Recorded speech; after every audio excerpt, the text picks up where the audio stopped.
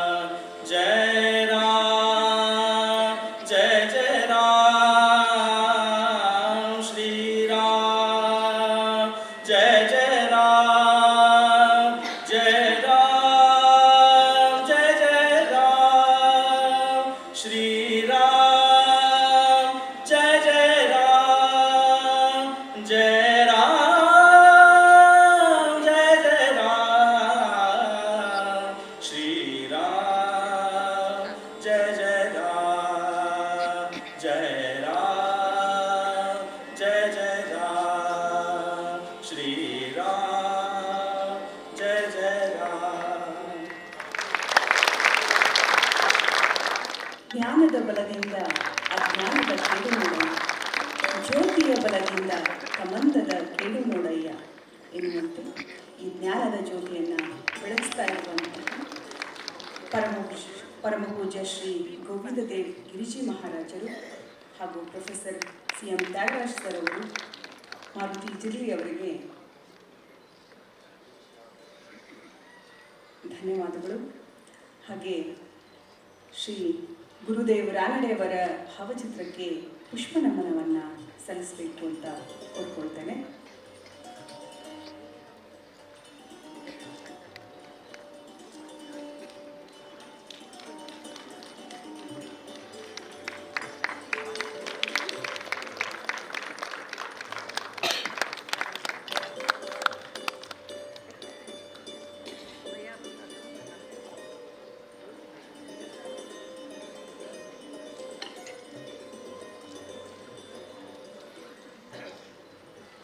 ಎಲ್ಲರಿಗೂ ಧನ್ಯವಾದಗಳು. ಆತ್ಮೀಯರೇ, ಲಲಾಮಭೂತಃ ವಿದ್ವದ್ವರೈಃ ಪೂಜಿತ ಪಾದಪೀಠಃ ಆಚಾರವಾನ್ ಉಚ್ಚ ವಿಚಾರದರ್ಶಿ ತಂ ರಾಮಚಂದ್ರಂ ಶರಣಂ ಪ್ರಪದ್ಯೆ. ದೇವಕೀ ಪರಮಾನಂದಂ ಕೃಷ್ಣಂ ವಂದೇ ಜಗದ್ಗುರುಂ. ಪರಮಪೂಜ್ಯ ಶ್ರೀಮದ್ ಶ್ರೀ ಗೋವಿಂದದೇವ್ ಗಿರಿ ಮಹಾರಾಜರವರ ಪಾದಕಮಲಗಳಿಗೆ ನಮಸ್ಕರಿಸಿ ಸೇರಿದ ಎಲ್ಲ ಸಭಾಸದರನ್ನು academy of comparative philosophy and religion ACPR ಪರವಾಗಿ ನಮಸ್ಕಾರ ಪೂರ್ವಕವಾಗಿ ಸ್ವಾಗತಿಸ್ತೇನೆ. ಭಾರತೀಯ ಋಷಿ ಸಂಸ್ಕೃತಿಯ ಸಾಹಿತ್ಯ ಅದು ಹೃದಯದ ಸಾಹಿತ್ಯ. ಅದನ್ನು ಪ್ರಾಚೀನ ಗ್ರಂಥಗಳ ರೂಪದಲ್ಲಿ ಋಷಿಮುನಿಗಳು ನಮಗೆ ಕೊಟ್ಟರು. ಅದು ನಮಗೆ ಜೀವನ ಜ್ಯೋತಿ. ಅದನ್ನು ಆಯಾ ಕಾಲಘಟ್ಟದ ಸಂದರ್ಭಕ್ಕೆ ಅನುಗುಣವಾಗಿ ಜನ ಮಾನಸಕ್ಕೆ ಮುಟ್ಟಿಸುವ ಕೆಲಸವನ್ನು ಮಾಡಿದವರು ಗುರುದೇವ್ ಡಾಕ್ಟರ್ RD ರಾನಡೆಯಂತಹ ಮಹಾಪುರುಷರು. ಇದೆಲ್ಲದರ ಸಾರ ಸರ್ವಸ್ವವನ್ನು ನಮಗೆ ಉಣಬಡಿಸುವವರು ಪೂಜ್ಯ ಗೋವಿಂದದೇವ್ ಗಿರಿಜಿ ಮಹಾರಾಜರಂಥವರು. ಕಳೆದ ಹಲವಾರು ತಿಂಗಳ ಸತತ ಪರಿಶ್ರಮದ ಪರಿಣಾಮವಾಗಿ ACPR ಸಂಸ್ಥೆಯ ಪರವಾಗಿ ನಮ್ಮ ಜಿರ್ಲಿ ಸರ್ ಅವರ ಪ್ರಯತ್ನದ ಫಲವಾಗಿ ಇವತ್ತು ನಾವು ಅವರ ಸಾನ್ನಿಧ್ಯವನ್ನು ಇಲ್ಲಿ ಪಡೆದಿದ್ದೇವೆ. 2 ದಿನಗಳ ಅವರ ಪ್ರವಚನವನ್ನು ಆಸ್ವಾದಿಸಿದ ನಂತರ 3ನೇ ದಿನದ ಈ ಕಾರ್ಯಕ್ರಮಕ್ಕೆ ACPR ಪರವಾಗಿ ತಮ್ಮೆಲ್ಲರನ್ನು ಮತ್ತೊಮ್ಮೆ ಸ್ವಾಗತಿಸ್ತೇನೆ. ಈ ಕಾರ್ಯಕ್ರಮಕ್ಕೆ ಆಗಮಿಸಿದ ಮಾನ್ಯ ಉಪಕುಲಪತಿಗಳಾದ ಪ್ರೊಫೆಸರ್ CM ತ್ಯಾಗರಾಜರವರನ್ನು ಹಾಗೂ ಇತರ ಗಣ್ಯರನ್ನು ಸ್ವಾಗತಿಸ್ತಾ, ಅತಃ ಅದ್ಯ ಪ್ರಚಲಿಷ್ಯಮಾಣ ಶ್ರೀಕೃಷ್ಣ ನೀತಿಮಧಿಕೃತ್ಯ ವ್ಯಾಖ್ಯಾನಮಾಲಾಯಾಂ ತೃತೀಯಂ ತಥಾ ಅಂತಿಮ ವ್ಯಾಖ್ಯಾನಪುಷ್ಪಂ ಅನುಗೃಹ್ಣಾತು ಇತಿ ಯತಿವರೇಣ್ಯಸಾಕಂ ಅಸ್ಮಾಕಂ ಕೃತನತಯಃ. ತದಾದೌ ಗುರುವಂದನ. ಓಂ ಶಾಂತಿ.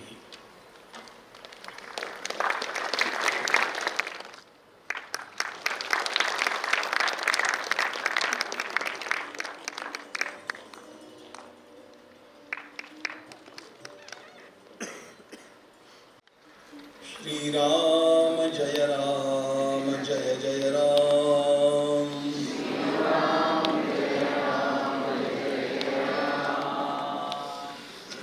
श्रीराम जय राम जय जय राम.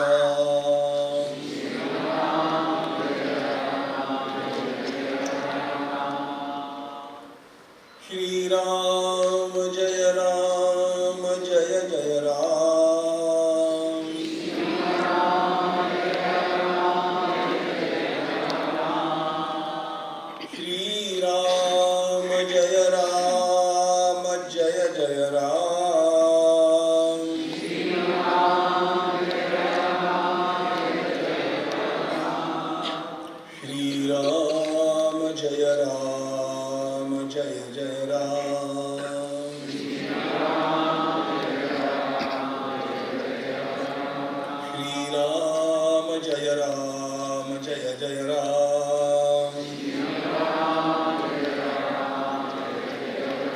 श्रीराम जय जय राम श्रीराम जय जय राम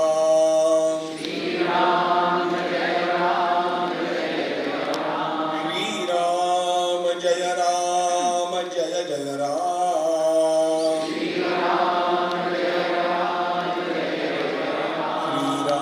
श्रीराम जय जय राम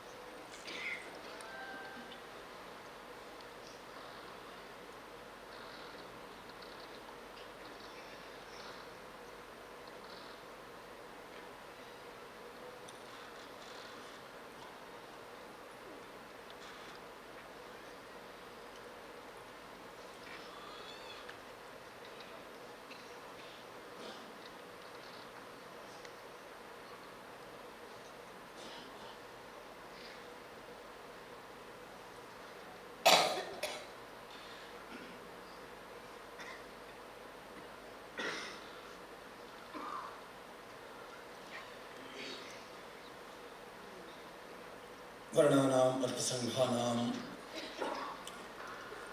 रसानां छन्दसामपि मंगलानां च कर्तारौ वन्दे वाणी विनायकौ नमामि सद्गुरुं शान्तं सच्चिदानन्दविग्रहं पूर्णब्रह्मपरानन्दम् ईशमानन्दिवल्लभं प्रपन्नपारिजाताय तोत्रवेत्रैकपाणये ज्ञानमुद्राय कृष्णाय गीतामृतदुहे नमः माधुर्यरसकल्लोलां शिवशक्त्यैकरूपिणीम् अमृतानुभवार्थाय वन्दे ज्ञानेशनन्दिनीं यस्य वेदमयी वाणी यस्य देवमयी तनुः यस्य ब्रह्ममयी दृष्टिः स गुरुः पातु मां सदा आपदामपहर्तारं दातारं सर्वसंपदां लोकाभिरामं श्रीरामं भूयो भूयो नमामि।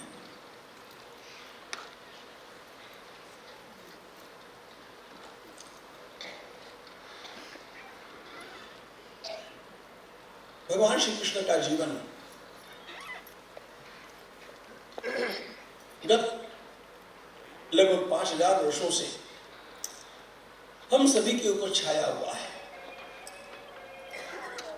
हमारे देश के किसी भी प्रदेश का कोई भी व्यक्ति हो, कोई श्री कृष्ण को न जानता हो, ऐसा हो नहीं सकता। विश्व के भी बड़े अच्छे अच्छे विचारक भगवान श्री कृष्ण की भगवद गीता को तो जानते ही है। केवल गीता की बात नहीं, भगवद गीता तो एक विचार प्रवर्तक ग्रंथ है, लेकिन उसके साथ साथ हर क्षेत्र में कार्य करने वाले सभी लोग भगवान श्री कृष्ण की उन क्षेत्रों की जो योग्यता है, जो श्रेष्ठता है, उसका लोहा मान लेते हैं। कितने लोगों ने बंसी बजाई, लेकिन कृष्ण जैसी बंसी किसी ने नहीं बजाई। कितने लोगों ने सारथ्य किया, कृष्ण जैसा सारथ्य कोई नहीं कर पाया। कितने लोगों ने उपदेश किया, कृष्ण जैसा उपदेश कोई नहीं कर पाया। कितने लोगों ने राजनीतिक कार्य किया, मंत्रणाएं की, भगवान श्री कृष्ण जैसी मंत्रणा कोई कभी नहीं कर सका।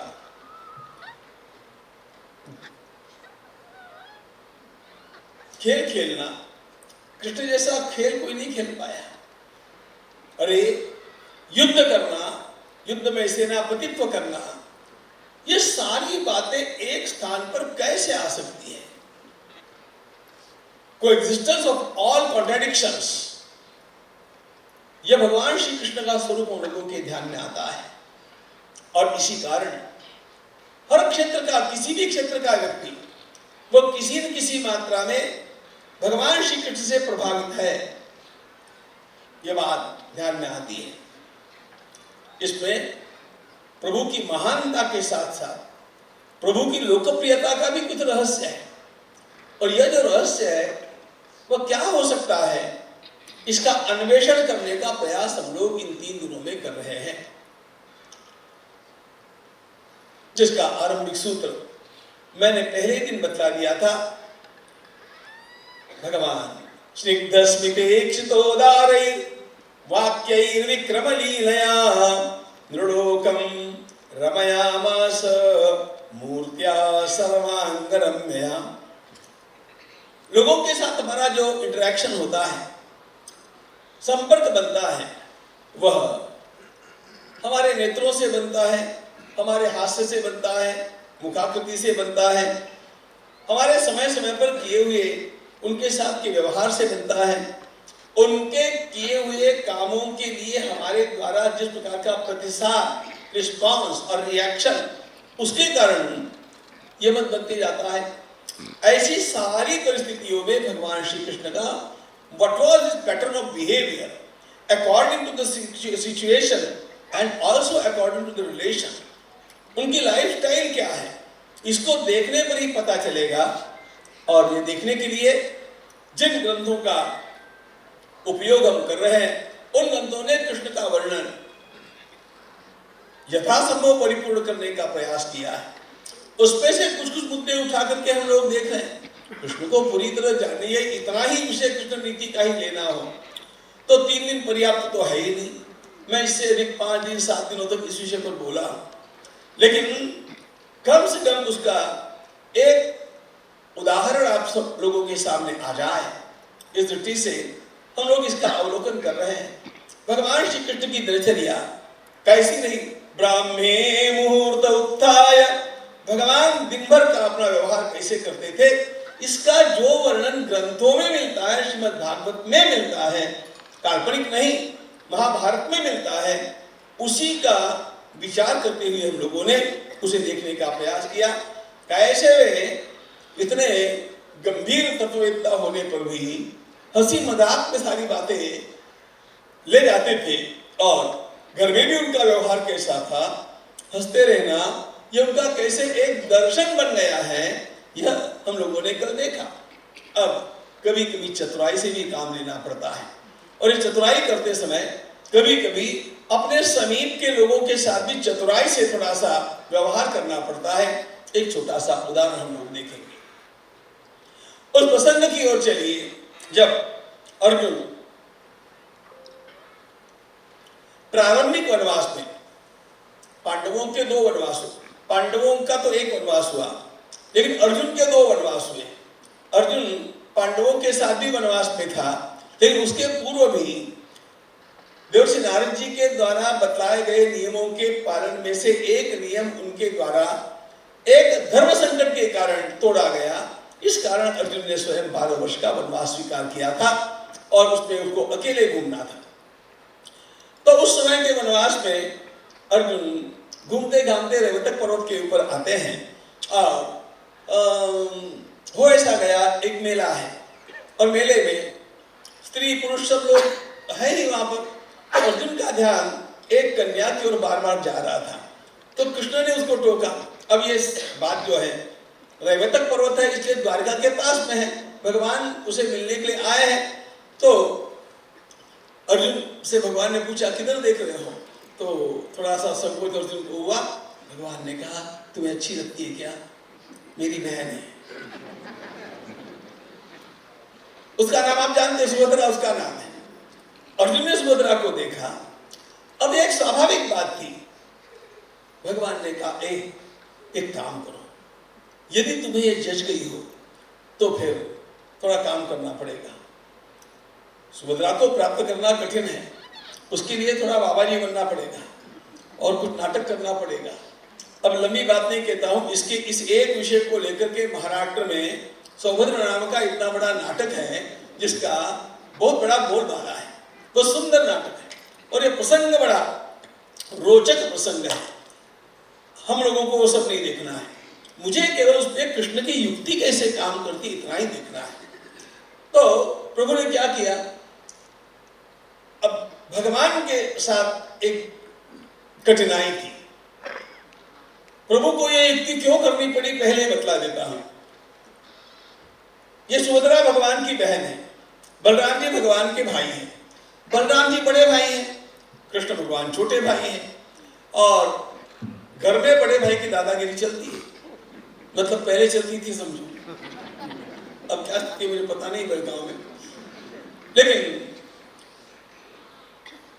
बलराम जी की इच्छा यह थी कि सुभद्रा का विवाह यह दुर्योधन के घर में किया जाए। अब पहले से ही बलराम जी का थोड़ा दुर्योधन के लिए पक्षपाती दृष्टिकोण है। इसका कारण यह है, बलराम सुभद्रा जी को बलराम दुर्योधन को अपना शिष्य मानते हैं। वैसे दुर्योधन ने गदा युद्ध की शिक्षा बलराम जी से 6 महीने के लिए मिथिलानगरी में ली है, ये बात भी सत्य है।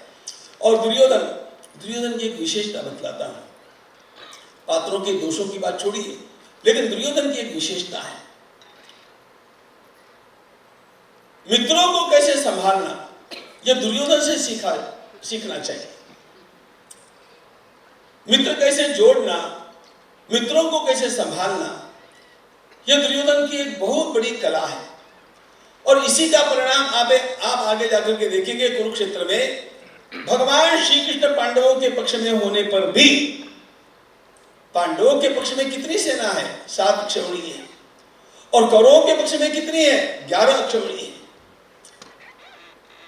पांडवों के इन 13 वर्षों के कार्यकाल में, यानी 12 वर्ष का वनवास और 1 वर्ष का अज्ञातवास, दुर्योधन ने जो लोगों के साथ अपने सख्य का ताना बाना बुन लिया है, उसका परिणाम है। तो दुर्योधन बलराम जी का भी आदर बहुत करता है और बलराम जी थोड़े से पूजा पाठ को अपना करता है, आदर करता है, तो उनको बड़ा अच्छा लगता है। लोगों का अपना अपना स्वभाव होता है। कृष्ण भगवान इन बातों की ओर ध्यान नहीं देते हैं, वो तो अपने काम की ओर ध्यान देते हैं। मेरे किसी भी व्यवहार का लक्ष्य क्या है, यह बात कृष्ण भगवान कभी नहीं भूलते हैं। बलराम जी महाराज थोड़े ढीला ढाला व्यक्तित्व है। एनीवे, तो अब बलराम जी दुर्योधन के घर में अपनी बहन को देना चाहते हैं और भगवान श्री कृष्ण जानते हैं कि यह दुर्योधन पक्का असुर वृत्ति का व्यक्ति है। पांडवों का तो एक पक्का विरोधक है। विरोधक क्या है, शत्रु है। दुर्योधन के भीमसेन के बाल्यकाल से दुर्योधन ने जहर के लड्डू खिला करके इस वैर का आरंभ किया है और यह वैर बढ़ता गया है। उसके दूसरे साइकोलॉजिकल कारण छोड़ देते हैं। मूल बात, बलराम जी चाहते कि इसको दुर्योधन के घर में दिया जाए और भगवान नहीं चाहते कि इसको दुर्योधन के घर में दिया जाए। और आज ये प्रसंग आ गया। अर्जुन को सुभद्रा अच्छी लगी। भगवान ने पूछा, बोल तैयार है क्या तुझी, बोल तुम तैयार हो, मेरी बहन है, लेकिन इसके लिए तुम्हें नाटक करना पड़ेगा। ये काम ऐसे ही नहीं होगा। और फिर क्या कराया, विस्तार नहीं करता हूं मित्रों, आज समय वैसे भी बहुत कम है और मेरे सामने इतना सारा पोर्शन है। तो भगवान ने कहा तुम बाबा बन जाओ। बलराम जी को बाबा लोग अच्छे लगते हैं। एक एक रुचि होती है। बलराम जी को 3 बातें बड़ी अच्छी लगती थी। एक तो व्यायाम करना, भांग छानना, भगवान कभी नहीं पिए। दूसरी बात दूध खेलना। बलराम जी को दूध खेलना आता नहीं था, लेकिन बलराम जी को दूध खेलना अच्छा लगता था, ऐसा है। और तीसरी बात ये बाबा लोगों के साथ जाकर के बैठना। तो भगवान श्री कृष्ण ने, देखो राजनीति इसे कहते हैं कि अपने सामने वाले के मन के भाव का अथवा मन के विकार का अपने लाभ के लिए उपयोग कैसे किया जाए। तो अर्जुन से भगवान ने कहा तुम त्रिदंडी संन्यास ले लो। ये त्रिदंडी संन्यास ऐसा होता है, इसको छोड़ा भी जा सकता है, बाबा बन करके बैठो। और भगवान उसके स्टार प्रचारक बन गए। ऐसे बाबा आए हैं और इतने श्रेष्ठ हैं, इतने उत्तम हैं। और बलराम जी के कानों पर जब ये बात गई तो बलराम जी ने कहा, कृष्ण ऐसे कोई महात्मा आया ऐसा मैंने सुना है, तो समय हो तो चलो, मैं कल दर्शन के लिए जाने वाला हूँ। भगवान ने कहा, मुझे बाबा लोगों में विश्वास नहीं है। अब प्रभु को पता था वो बाबा कौन बैठा है, भगवान ने अर्जुन को बाबा बना करके बैठा दिया। अब ज्यादा विस्तार करता नहीं हूं मैं, लेकिन भगवान ने तुरंत अर्जुन के पास समाचार भेज दिए। व्हाट्सएप पर मैसेज भेजा कि नहीं मुझे पता नहीं है, लेकिन समाचार भेज दिए कि देखो कल भैया आ रहे हैं और तुम्हें कल का नाटक बड़ा अच्छा करना है। तो दूसरे दिन अर्जुन तो ऐसे मौनी बाबा बनकर के बैठे और जो कुछ मालदार लाया था चढ़ाने के लिए, बलराम जी ने अर्जुन ने उसकी ओर देखा भी नहीं। तो आकर के बलराम जी ने और भी स्तुति की, अरे कन्हैया मैंने इतने लोग देखे लेकिन ऐसा सुसाधु देखा नहीं। अब भगवान के मन में हंसते हैं। अब ये दोनों की साठगांठ की बात है। चलो ये सब हो गया तो बलराम जी कभी भी उसकी ओर जाने लगे, आने लगे, उसके बारे में बोलने लगे। अवसर पाकर के भगवान ने सुभद्रा को भी बतला दिया, अर्जुन को भी बतला दिया। और एक मेला रहा दूसरा। उस मेले के समय सुभद्रा जिस रथ में बैठ करके गई थी, उसी रथ में सुभद्रा को बैठा करके अर्जुन ने उस रथ को वहां से निकाल दिया। अर्जुन सुभद्रा को लेकर के पलायन कर गया। अब एक द्वारका की एक श्रेष्ठ कन्या का इस प्रकार से अपहरण एक साधु ने किया है। तो खतरे के नगाड़े बनने लगे।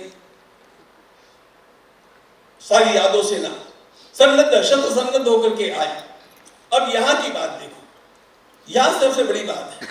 अब हो क्या गया, तो आने के पश्चात लोगों ने पूछा किसने बुलाया है। नगाड़े बजे, वो अलर्ट था, सायरन था, सब लोग आए, लेकिन बुलाया किस लिए है ये जब पूछा गया तो बतलाया गया। बलराम जी ने कहा, ततो ब्रवीत,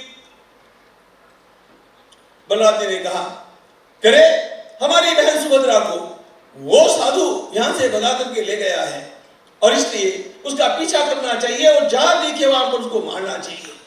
इसलिए आप सब लोगों का आह्वान किया गया है। रथेन कांचनांगेन प्रययौ सपुरम प्रति तदो ब्रवीद वासुदेवम वचो रामः परन्तप। वचो रामः परन्तप, रामः नाम बलरामः। अब हाँ ऐसा करना चाहिए, वैसा करना चाहिए। अब जब ऐसी स्थिति होती है तो बोलने वालों की, उत्साह निर्माण करने वालों की कमी नहीं होती है। जिंदाबाद मुर्दाबाद चलता ही है आजकल, आज आप लोग देखते हैं। अब इस सारे झमेले में कृष्ण भगवान हाथ बांधे बैठे,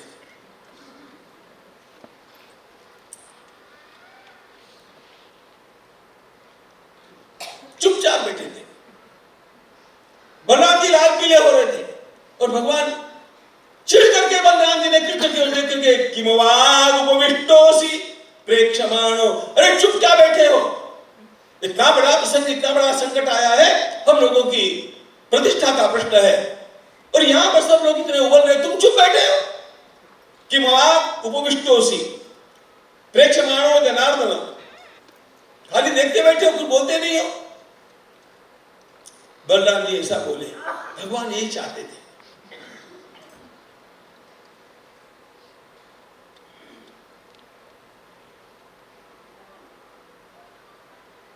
भगवान ने उठ करके कहा, कोई मेरी बात ठंडे दिमाग से सुनने वाला हो तो मैं बोलूं। आप इसी प्रकार चिल्लाते रहेंगे तो उसमें सत्य का पता नहीं चलेगा। बोलिए बोलिए। अच्छा, भगवान की एक विशेष बात थी,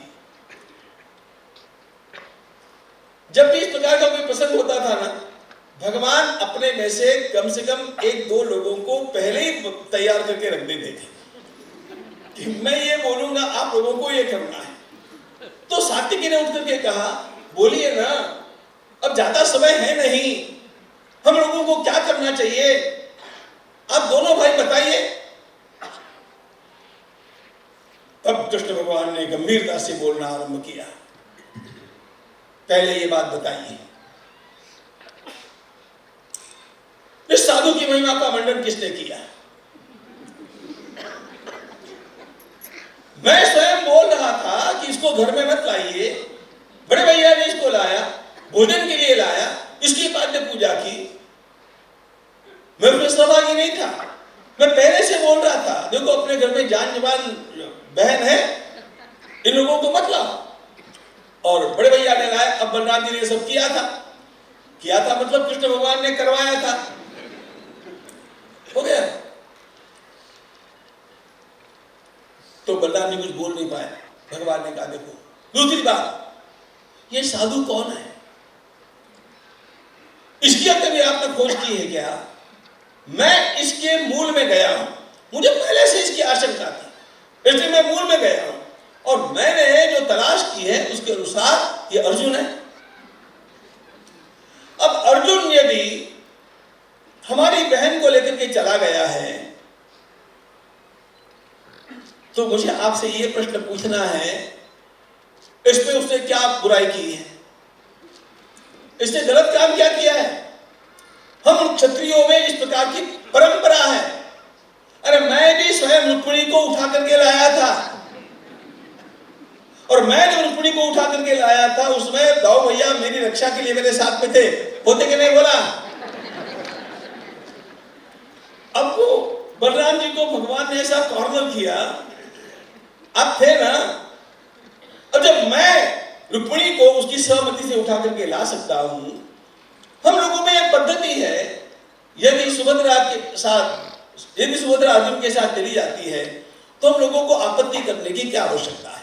अच्छा, दूसरी एक बात है, अर्जुन में क्या कमी है बोलो? अर्जुन में कोई कमी हो तब तो उसका विचार किया जा सकता है। क्या कमी है? चौथी बात मैं आपसे यह पूछना चाहता हूं, अर्जुन है, ध्यान रखना, आप लोग उसी के साथ युद्ध करने के लिए जाएंगे और पराभूत होकर के आएंगे तो लेने के देने रह जाएंगे। इसलिए आप सोच समझ करके कोई कदम उठावे, ऐसा मेरा कहना है। ततो ब्रवीत वासुदेव। अब दाऊ भैया कहते हैं इसमें हमारी अप्रतिष्ठा हो गई, बेइज्जती हो गई। मुझे ऐसा लगता है अर्जुन ने हमारी घर की कन्या का स्वीकार करके हम लोगों का गौरव बढ़ाया है। नावमानम कुलस्यास्य गुणाकेश प्रयुक्तवान सम्मानोभ्यधिकस्तेन प्रयुक्तो यन्न संशयः।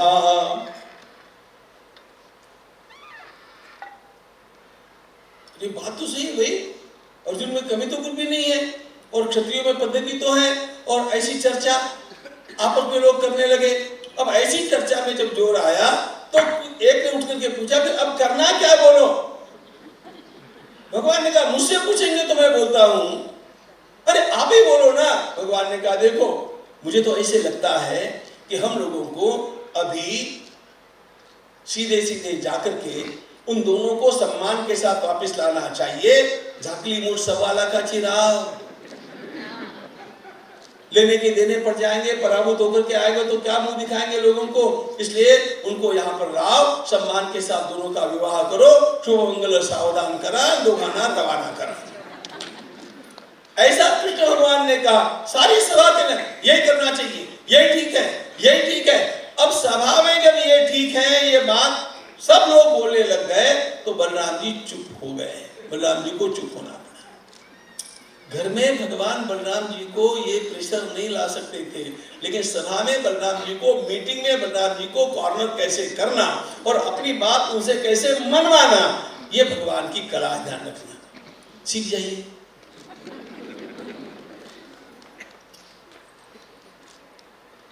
कभी कभी परिवार की भलाई के लिए ऐसा करना पड़ता है। पद के कारण, बड़ा होने के कारण एक आध व्यक्ति हठीलापन करता है और हम लोगों के ध्यान में आता है कि इसका दृष्टिकोण गलत है, इसके दृष्टिकोण से हम नुकसान में जाएंगे। ऐसे समय में उस व्यक्ति को कैसे मनाया जाए। अच्छा, मानता नहीं हो तो उसको प्रेशराइज कैसे किया जाए, कॉर्नर कैसे किया जाए, कैसे उसको ग्रुप में लाया जाए, ये सारी कला कृष्ण भगवान से सीखने जैसी है। इसका प्रयोग अच्छाई के लिए करना।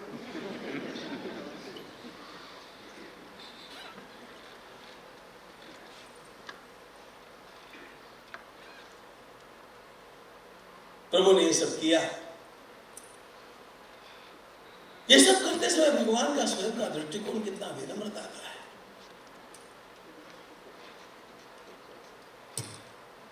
पांडवों के उत्थान के लिए भगवान, इंद्रप्रस्थ का राज्य जब पांडवों को मिला, द्वारिका से बार बार आकर के भगवान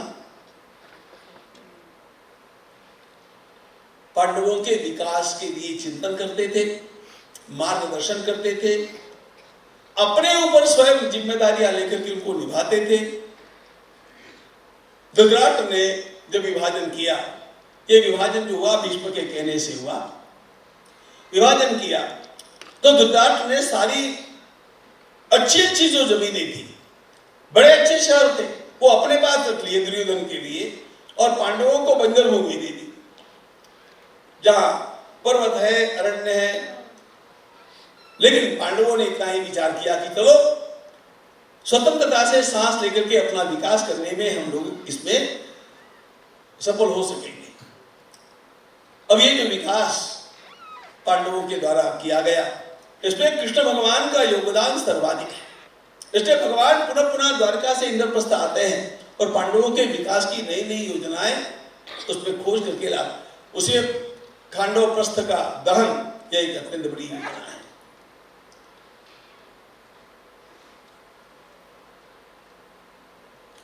अपने अहंकार को त्याग करके भी उत्तम पुरुष को किस प्रकार चुनना चाहिए अपने लिए, इसका उदाहरण भगवान श्री कृष्ण हमारे सामने रखते हैं। अब मुझे सब कुछ बतलाने जितना समय नहीं है, लेकिन मैंने महाभारत का अध्ययन जितना बन सकता है उतना बहुत अच्छी तरह से करने का प्रयास किया है। उसकी अनावश्यक बातों को छोड़ दिया, लेकिन आवश्यक सारी बातों का चिंतन मैंने किया।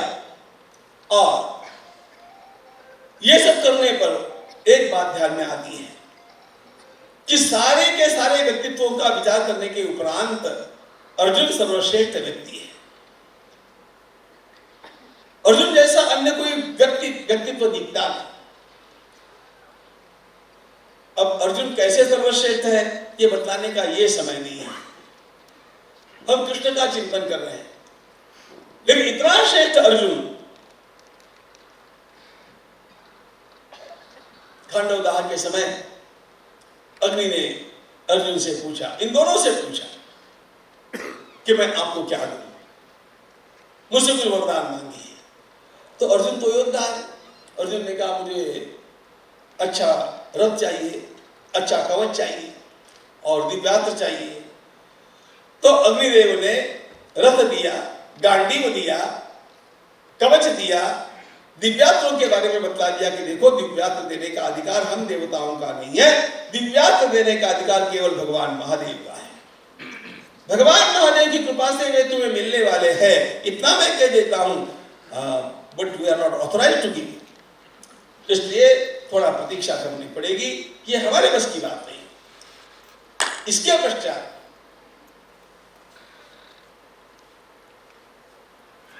अग्निदेव ने कृष्ण भगवान से पूछा, आप क्या चाहेंगे? अब आप कल्पना करो कृष्ण भगवान ने क्या मांगा होगा।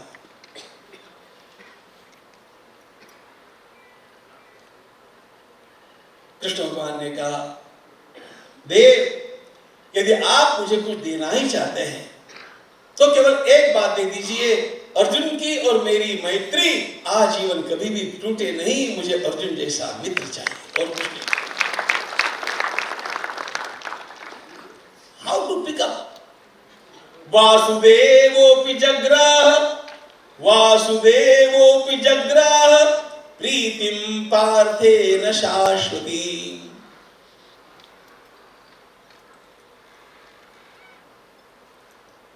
Now mind well who is choosing whom? बात यहां पर यह ध्यान में लेनी है,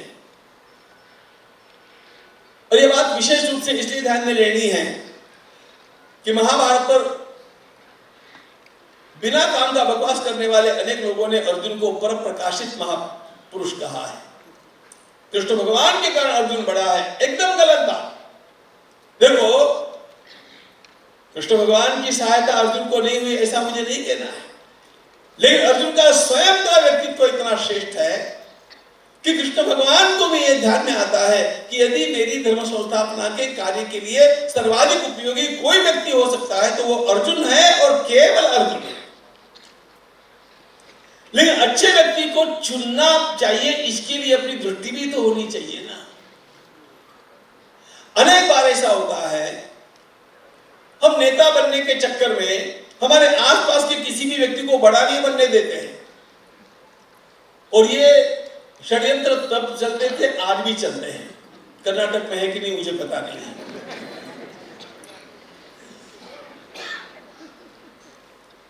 और इसलिए ऐसे लोगों को हम रखना चाहते हैं कि जो केवल हमारे रबर स्टैम्प बनकर के काम करेंगे। स्वतंत्र बुद्धि से काम करने वाला, mind well, who is a good leader? A good leader does not create followers, he creates leaders. उत्तम नेता वो होता है जो नेतृत्व को निर्माण करता है, और भगवान श्री कृष्ण ऐसे हैं।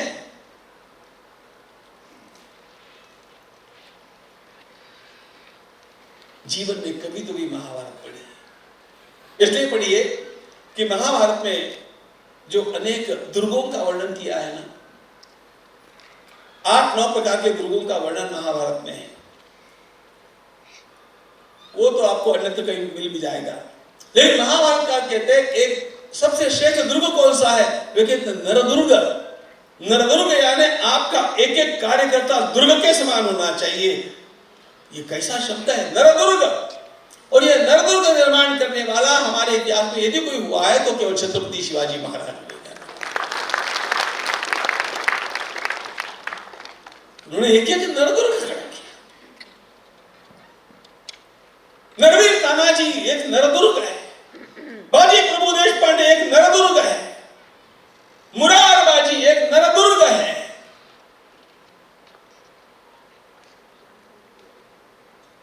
बाकी किले उनके सामने फीके होते हैं, लेकिन इस प्रकार का कोई हमारे सामने हो तो उसको चुनना, उसको महत्व देना, उसको अपनाना, ये भी तो जीवन की एक कला है। कृष्ण भगवान इसको बड़ा महत्व देते हैं, और इसलिए कृष्ण भगवान सात्विकी को अपने पास रखते हैं। सात्विकी वैसा ही है।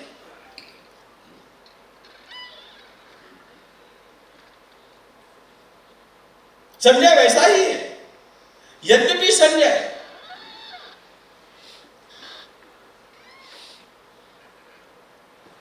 कौरवों के मंत्रिमंडल में मंत्री है। संजय वो केवल घोड़े हाँकने वाला धृतराष्ट्र का सारथी नहीं है। और धृतराष्ट्र को प्रिय है, इसलिए धृतराष्ट्र उसे सारथ्य करने के लिए कहते हैं, लेकिन वो वैसे सारथी नहीं है, जाति से सूत है, लेकिन वो कौरवों के मंत्रिमंडल में है। लेकिन संजय की सारी विशेषताओं को जानने के कारण भगवान ने, जब कौरवों का पूरा नाश हो गया और नया मंत्रिमंडल बना, तो कौरवों के मंत्रिमंडल में से 2 मंत्रियों को पांडवों के मंत्रिमंडल में लिया। एक महात्मा विदुर और दूसरा है संजय।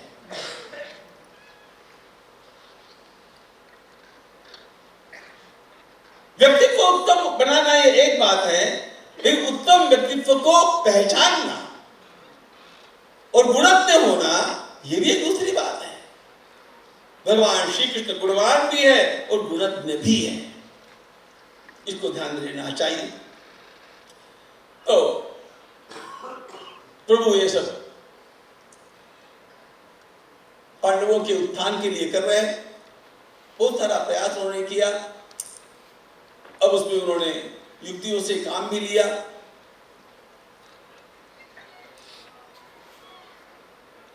सबसे बड़ी, जब बैठक में बैठे हैं, अरे राजसू यज्ञ करना है, तो राजसू यज्ञ ऐसे नहीं होता है।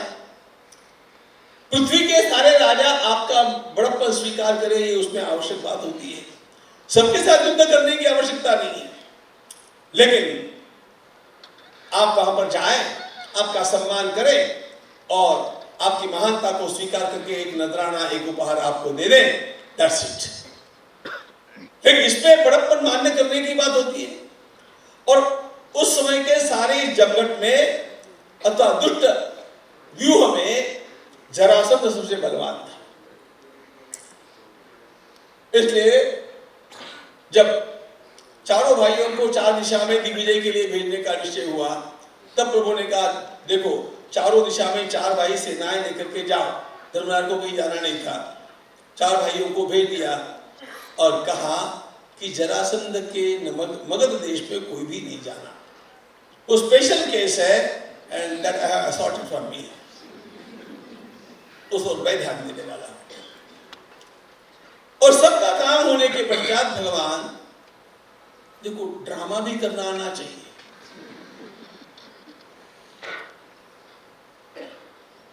और आजकल तो ड्रामा करने वाले बहुत ज्यादा फेमस हो जाते हैं। उसका एक कारण भी है सोशल मीडिया। इसके ऊपर जो ज्यादा अच्छी तरह ड्रामा कर पाएगा वो अपने आप ही लोगों में ज्यादा जाना जाता है। राजनीति में आवश्यक भी है, जैसे कोई करता हो तो उसको आपको आलोचना करने की आवश्यकता नहीं है। कृष्ण भगवान ने भी यही किया। अब बाकी दिग्विजय तो हो गया, लेकिन मगध देश, ये जरासंध सभी के सभी गुंडों का नेता है। मुख्य बात है सबसे अधिक बलवान है। प्रभु का स्पेशल केस है रहने के लिए। बाकी सबका पराभव हो गया। जरासंध के लिए अब कैसे मुहिम चलावे, कितनी सेना चाहिए? भगवान श्री कृष्ण ने कहा मुझे सेना की आवश्यकता नहीं है, मैं केवल अर्जुन और भीम को लेकर के जाने वाला। तो सबने कहा कोई सेना नहीं। भगवान ने कहा उसकी आवश्यकता नहीं। अच्छा वहां से चले। फिर अर्जुन ने पूछा क्या करना है, क्या योजना क्या है? भगवान ने कहा देखो भिक्षा मांगना है। भिक्षा? भगवान ने कहा बामन बनना, बसंत बनना, ये राजवस्त्र उतारो, बराबर जी।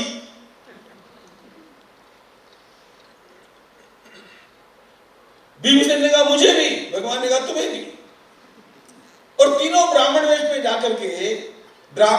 जाकर के जरासंध के द्वार पर गिरिव्रज के स्थान पर जाकर के और भिक्षा मांगते। और युद्धन्नो देहि राजेंद्र। भगवान की योजना क्या है? भगवान जरासंध को आइसोलेट करना चाहते हैं। प्रभु ने उसका पराभव अनेक बार किया हुआ है। एक बात ध्यान में आ गई कि बिना कारण सेनाएं मरती है, इसलिए सेना का नाश न हो और इस पापी का नाश हो जाए, ऐसी युक्ति क्या की जा सकती है? तो हम तीनों में से किसी के भी साथ द्वंद्व करो। यह भिक्षा मांगी, युद्धन्नो देहि राजेंद्र। अब तब जरासंध कृष्ण भगवान को पहचान भी गया और फिर गालियां भी उसने दी, तुम भगोड़े हो, ऐसे हो। कृष्ण भगवान ने कहा जो करना है करो, अब पहले भिक्षा दो,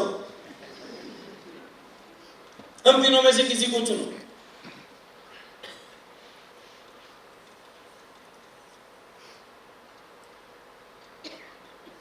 अब मैं भाग गया था, ये बात आपको पता है। जरासंध ने कहा भगोड़ों के साथ में युद्ध करूंगा,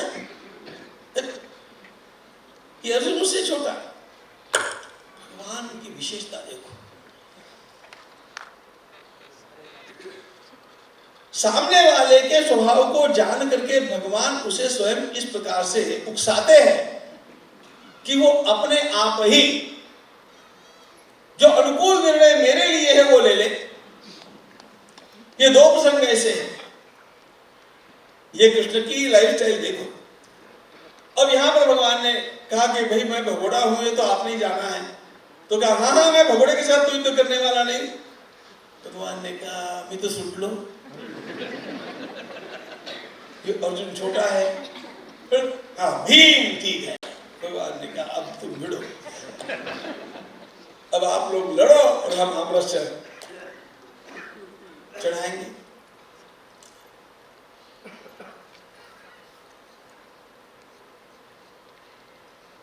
भीमसेन के साथ जरासंध का युद्ध। अब आगे जरासंध मारा गया वो सब दूसरी बात है, लेकिन ये भगवान का जो साइकोलॉजिकल मैनेजिंग है ना, ये बहुत महत्वपूर्ण बात है। इसका एक बड़ा गजब का उदाहरण मैं बताता हूं। अपने साथी गलतियां करते हैं तब भी सावधान लेकर के उनको कैसे संभालना चाहिए। क्या हुआ, अंतिम युद्ध में दुर्योधन को जब उस जलाशय से बाहर लाया गया, गालियां देकर के उसको उकसाया गया, दुर्योधन जिप करके बैठा था, वो बाहर आया और बाहर आने के बाद में ये धर्मराज ने उसको कह दिया, अरे चुप करके क्या बैठे हो, कायर कहेंगे, युद्ध करो, हम पांचों में से किसी को चुन लो। कृष्ण भगवान ने सिर में हाथ लगाया। अब कल्पना करो उस समय यदि दुर्योधन चालाकी के साथ ये कहता, ठीक है धर्मराज तुम ही आ जाओ, क्योंकि ऑफर किसने दी है, ऑफर धर्मराज ने स्वयं दी है। तो दुर्योधन कह सकता है कि तुमने कहा है ना, चलो तो तेरे ही साथ करता हूं दो हाथ, तो क्या होता। अच्छा, पांडवों की एक प्रतिज्ञा है, युद्ध में यदि एक पांडव मारा गया तो चारों पांडव अपने प्राण त्याग करेंगे। भीमसेन के गलती हुई, दुर्योधन के सामने तो ये धर्मराज टिकने वाला था नहीं। और यदि धर्मराज वहां पर भीमसेन के सामने हार जाता है, गिर जाता है, कुछ हो जाता है, पांडव तो जीत करके भी हार जाएंगे। दक्षता के साथ भगवान ने क्या किया है? क्या बात करते हो धर्मराज, युधिष्ठिर, किसके सामने बोल रहे, इसका तुम्हें भान होना चाहिए। ये सुयोधन है, कितने हाथियों का बल धारण करता है, ऐसे कच्चे बच्चे छोटे मोटे के साथ लड़ेगा, अपनी बेइज्जती कराएगा। अरे वो तो अपना तुल्य बल देखेगा। दुर्योधन ने कहा बिल्कुल ठीक है, मेरे तुल्य बल तो केवल भीम है। भगवान को यही करना था। It's called psychological warfare। ये मानसिक युद्ध है, द्वंद्व है, और छत्रपति शिवाजी महाराज भी इसमें अत्यंत माहिर है, बहुत माहिर है। उनके जैसा तो कोई नहीं, नहीं तो इतने पापी और इतने बलवान अफजल खान को, मैं बीमार हूं, मैं बहुत डर गया हूं, और कितना डर गया हूं, जाकर के उनके वकील बोलते थे, वो तो आपका नाम सुनते ही थर-थर घुटता है, वो शिवा कैसे इधर आएगा, आपको ही चलना पड़ेगा। अब ये वकील भी पढ़े हुए थे बड़े अच्छे,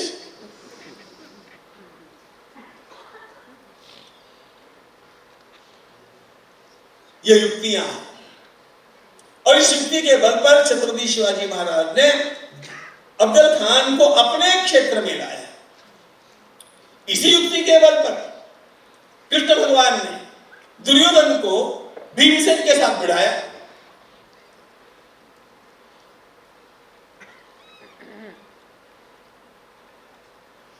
दुर्योधन योद्धा तो है, बड़ा अच्छा योद्धा है, लेकिन वो चालाकी थोड़ी उसमें है जो कृष्ण में है।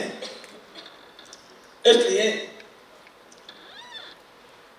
यहां पर भी प्रभु ने जरासंध को मरवाने के लिए ये उत्तम उपाय किया।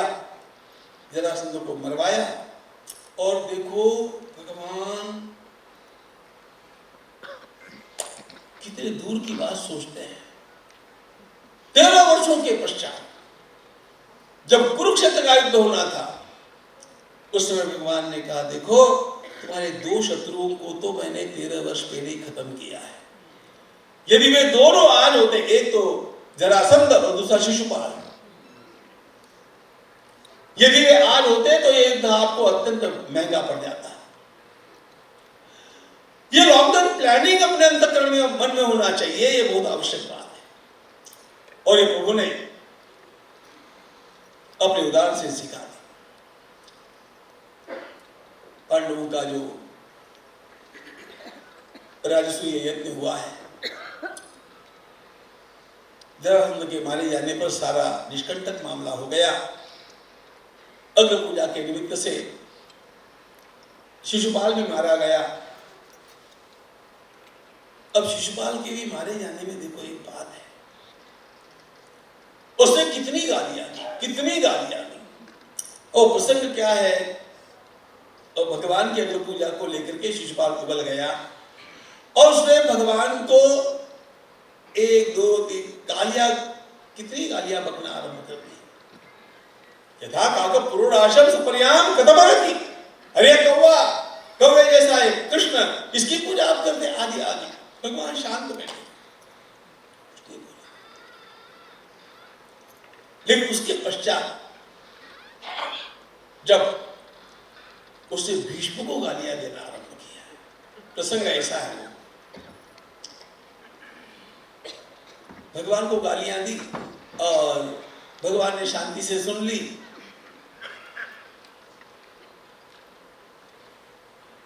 राजनीति में उत्तम काम करना हो तो पहले गालियां पचाने की आदत डालनी पड़ती है। जो ये पचा नहीं सकता वो काम भी नहीं कर सकता। भगवान ने शांति से सुन। इसके बाद क्या हुआ, शिशुपाल जब सभा त्याग करके जाने लगा तब धर्मराज उसको मनाने के लिए दौड़े। उस समय भीष्म ने कहा, अरे जाता है तो जाने दो, काय को उसको मनाते हो। तब पलट करके शिशुपाल ने भीष्म को गालियां दी। प्रसंग ऐसा है, मुझे वो नहीं बतलाना है।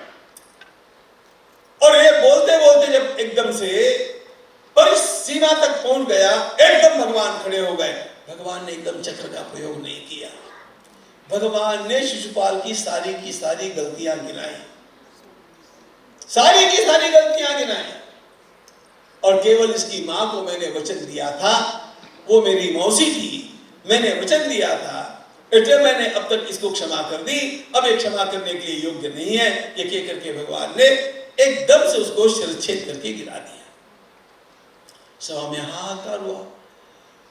कृष्ण भगवान बड़े स्विफ्ट हैं, आगे बढ़ करके उन्होंने तुरंत उसके कलेवर को वहां से निकलवाया, सफाई करवाई, उसके बेटे को वहां पर बुला करके बैठाया और कहा, शेखी देश का राजा अब ये शिशुपाल का बेटा बन गया है, अब सभा का कामकाज आगे चालू करो। ये जो भगवान की एक्टिविटी का वेग है ना, it counts very much.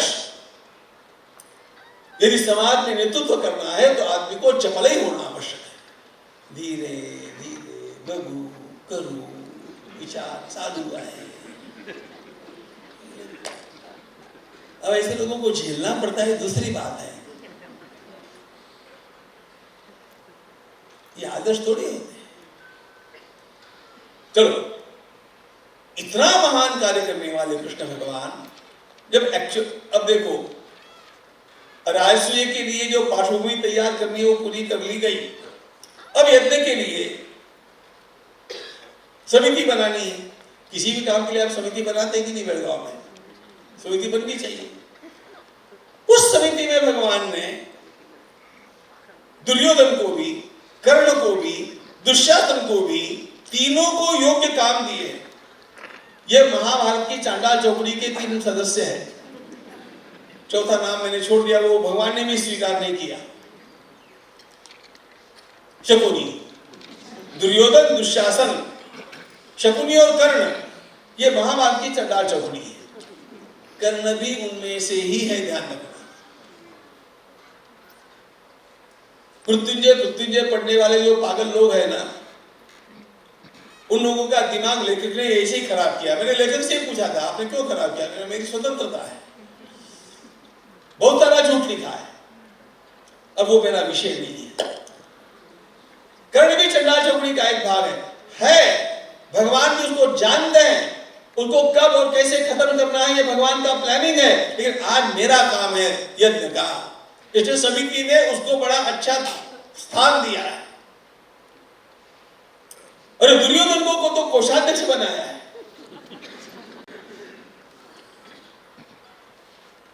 धनाध्यक्ष Suyodhana, कर्ण को दान देने के लिए बैठाया है। और दुशासन को क्या काम दिया है? भीमो महान साध्यक्ष, यह सब कृष्ण की योजना है। संगठन में क्या होता है?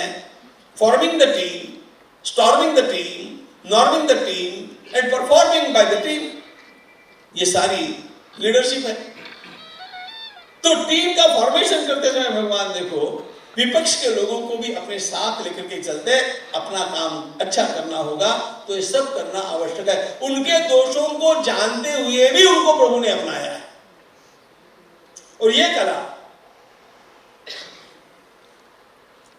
इतिहास में भी किसी के बाद देखनी होगी तो अब्राहम लिंकन के पास थी। अब्राहम लिंकन ने सर्वदा अच्छे कामों में विपक्ष के लोगों को साथ में लिया है।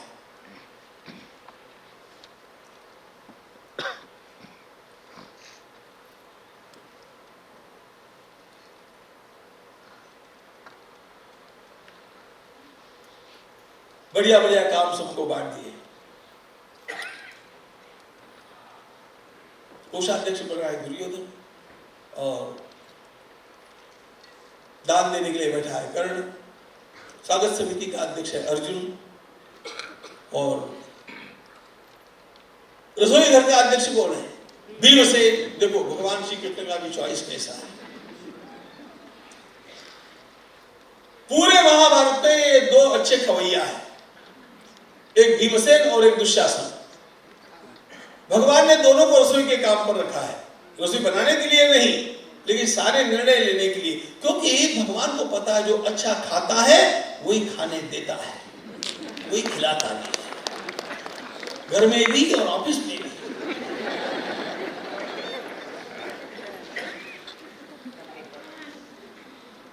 भीमसेन अच्छे खवैया है। दुशासन को टेस्टिंग के लिए रखा। देखो कृष्ण की स्थिति। और परोसने का डिपार्टमेंट द्रौपदी के पास दिया।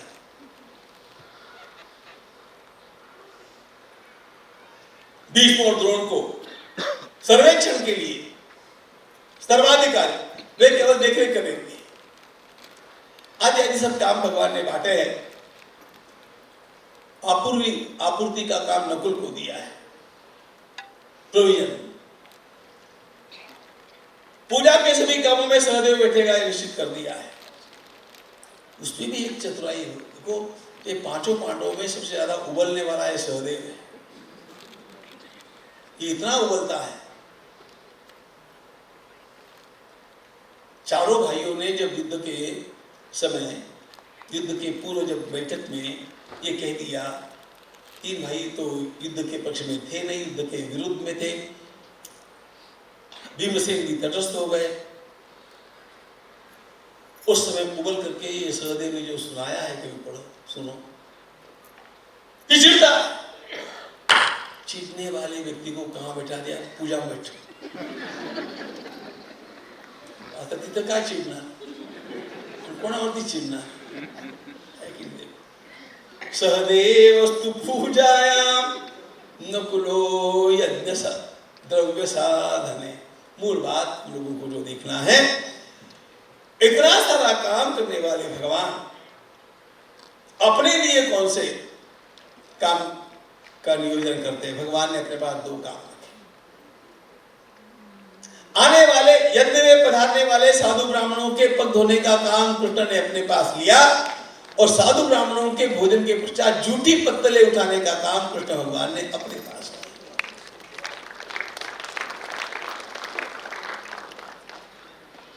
कोई काम छोटा नहीं, कोई काम बड़ा नहीं। अपने हिस्से में आया हुआ हर काम निष्ठा के साथ किया जाए, यही ईश्वर की सच्ची पूजा है। ये भगवान गीता में केवल कहते नहीं, स्वकर्मणा तमभ्यर्च सिद्धिं विन्दति मानव, ये भगवान जी करके दिखाते हैं। स्वर्ण की द्वारिका के स्वामी है कृष्ण भगवान, भगवद गीता के उपदेष्टा है कृष्ण भगवान, महाभारत के महानायक है कृष्ण भगवान, दार्शनिकों के शिरोमणि है कृष्ण भगवान। लेकिन वे पांडवों के उस यज्ञ में कहीं दिखते हैं तो साधु ब्राह्मणों के पग धोते हुए और झूठी पत्तले उठाए। तया सर्वात्मका ईश्वरा तया सर्वात्मका ईश्वरा स्वकर्म कुसुमांची वीरा पूजा केली होय अपारा दोषा. This is leadership. This is the best fair of leadership. छोटे से छोटे काम को भी गौरव के साथ अपनाना, इससे अपने आप बाकी सारे प्रश्न हल हो जाते हैं. भगवान श्री कृष्ण की कितनी बातें हम देखेंगे. चलो एक बात की और चलते हैं उस अत्यंत महत्वपूर्ण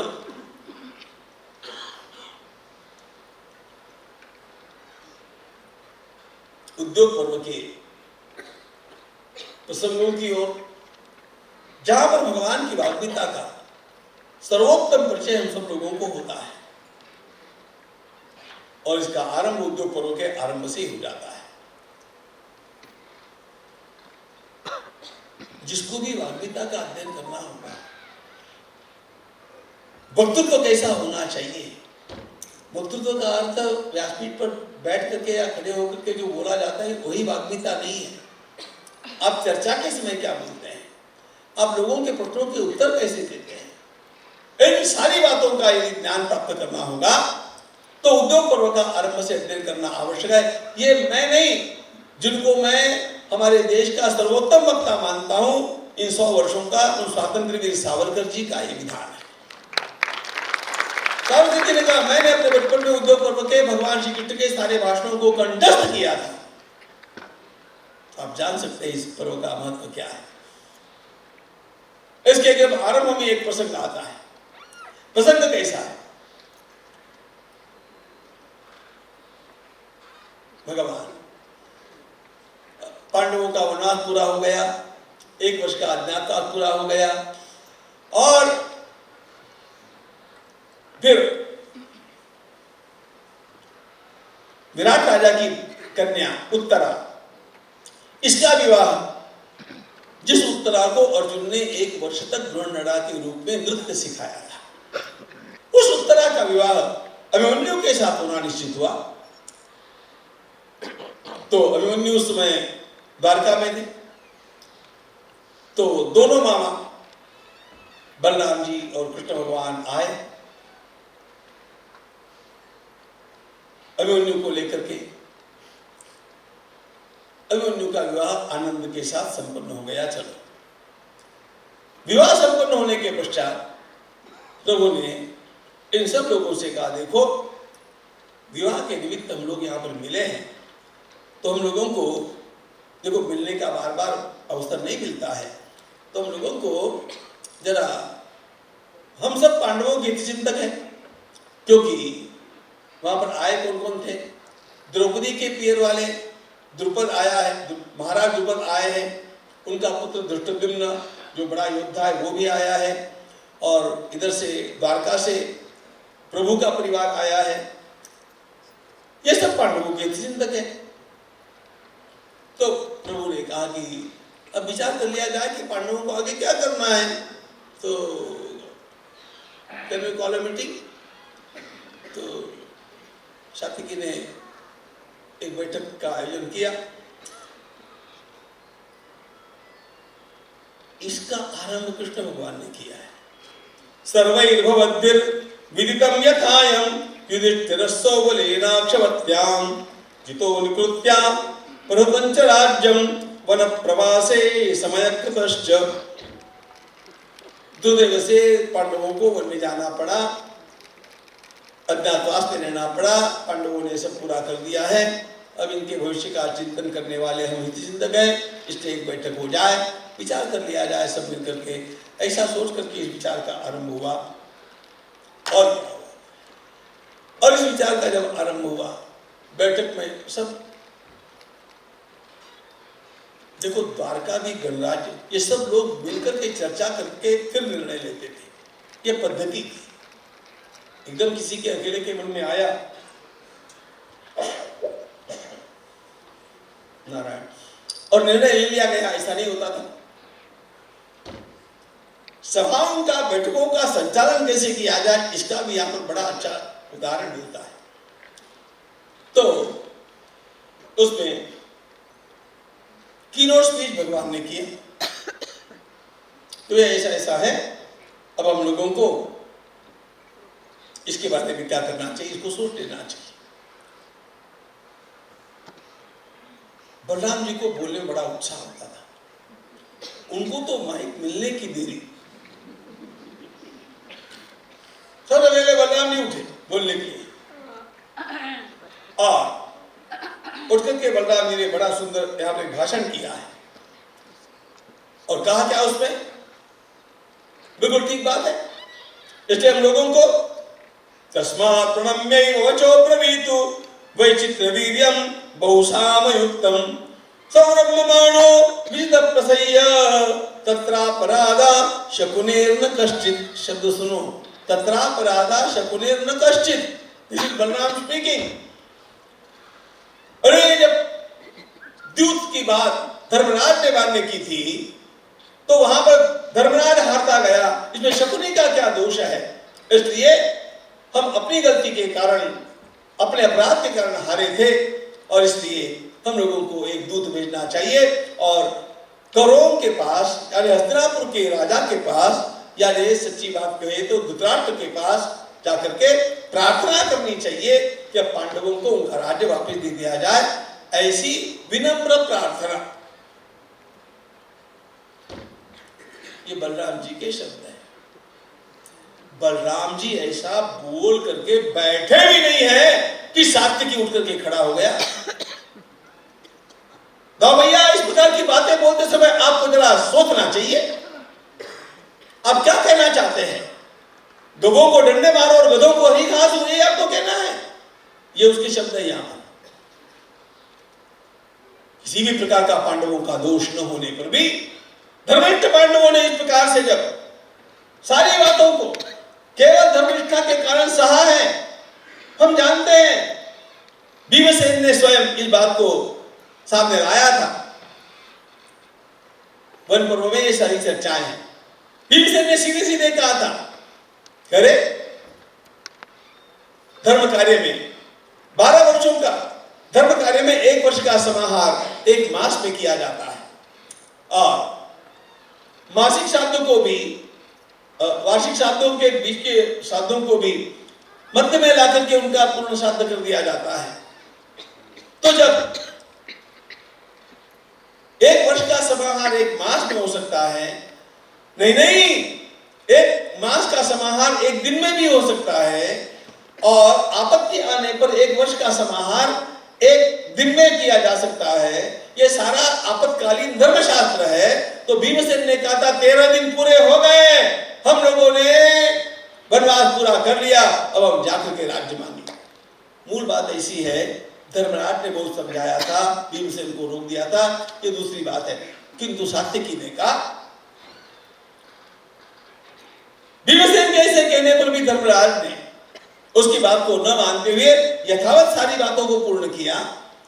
और ऐसे लोगों को आप ये कहते हैं कि शकुनी का दोष नहीं है, धर्मराज का दोष है। बड़े भैया, आपको कुछ विचार करके बोलना चाहिए था। कर्णं चैव निहत्याजौ अभिषेक्षाम पांडवम नाधर्मो विद्यते कश्चित् शत्रुन् हत्वा ततायिनः यदि कुंती सुतं गेहे क्रीडन्तं भ्रातृभिः सह अभिगम्य जयेयुस्ते तत्तेषां धर्मतो भवेत्।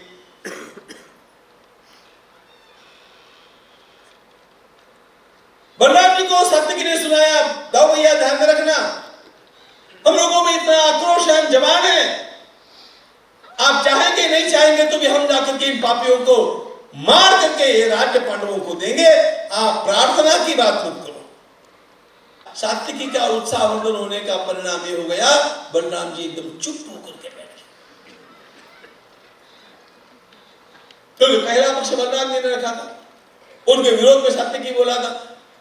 अब मैं बतलाना नहीं चाहता हूं, इसके पीछे भगवान थे।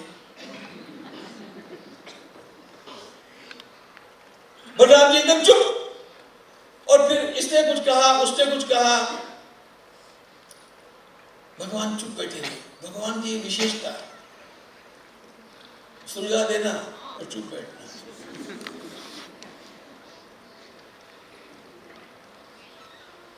और फिर सात्विकी नहीं था, आप चुप बैठे हैं, आपने आरंभ किया था, आप तुम बोलो ना। भगवान ने कहा अरे यार, हम लोग विवाह के लिए आए हैं कि ये सब करने के लिए आए हैं? निमंत्रण तो विवाह का था। उत्तरा का, अभिमन्यु का बढ़िया विवाह हो गया। चलो इन बातों का भी विचार हम लोगों को करना चाहिए। लेकिन ऐसी स्थिति में क्या होता है, देखो इतने सब लोग मिलकर के जब चर्चा करेंगे ना, आप लोग निर्णय तक नहीं आएंगे। इसलिए ऐसी स्थिति में क्या करना होता है, एक छोटी समिति बनानी चाहिए, वन मैन कमीशन हम बना सकते हैं। और हम में से जो पुरुषार्थी है, पांडवों का पक्षपाती है और राजनीति का धुरंधर है, ऐसे किसी एक व्यक्ति को जिम्मेदारी सौंपो और बाकी सब लोग उसकी बात मानेंगे, ऐसा यहाँ पर कबूल कर लो, बात खत्म हो गई। हाँ बिल्कुल यही करना चाहिए। फिर ऐसे कौन है? महाराज द्रुपद ऐसे हैं, one man commission of Drupad. और प्रभु को पता है द्रुपद और बलराम जी दोनों के स्वभाव इतना अंतर है। सभा में उपस्थित है बलराम जी, सारी सभा ने सारे अधिकार द्रुपद जी को सौंप दिए हैं। अब बलराम जी चाह करके भी इसके विरोध में कुछ नहीं कर सकते हैं। यह साइन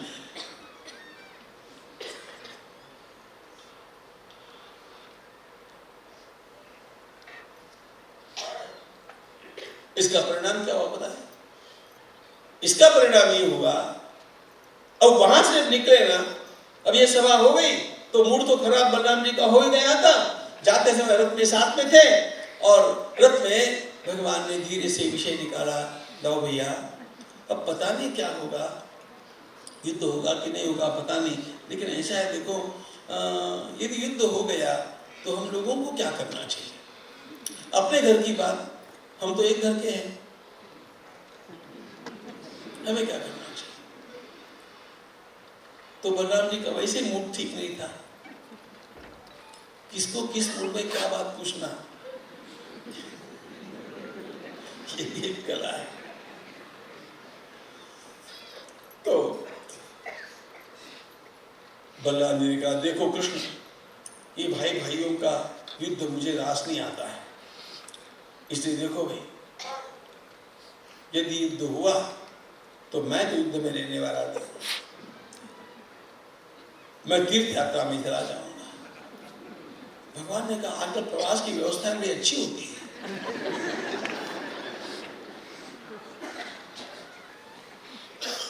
भगवान भी यही चाहते हैं।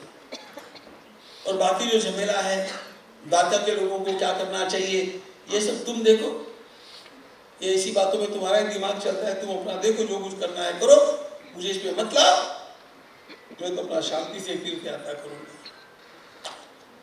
डन। भगवान को यही चाहिए।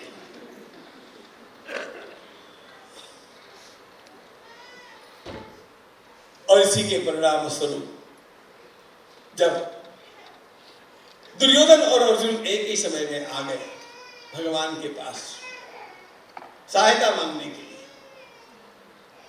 बलराम जी के उस समय के मनोभावों का, आज की भाषा में बोलूं तो उनके उस समय के डिप्रेशन का लाभ लेकर के भगवान ने उनसे इतना तो कहलवा लिया, उनके हस्ताक्षर तो करवा लिए, और अब जब अर्जुन और दुर्योधन आते हैं तो प्रभु ने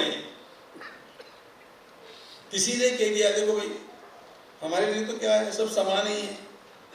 दुर्योधन से कहा कि हमारे लिए सब समान है।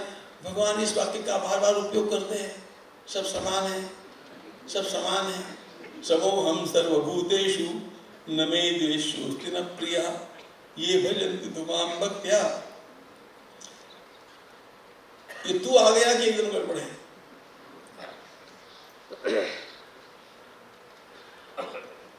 प्रभु ने स्वयं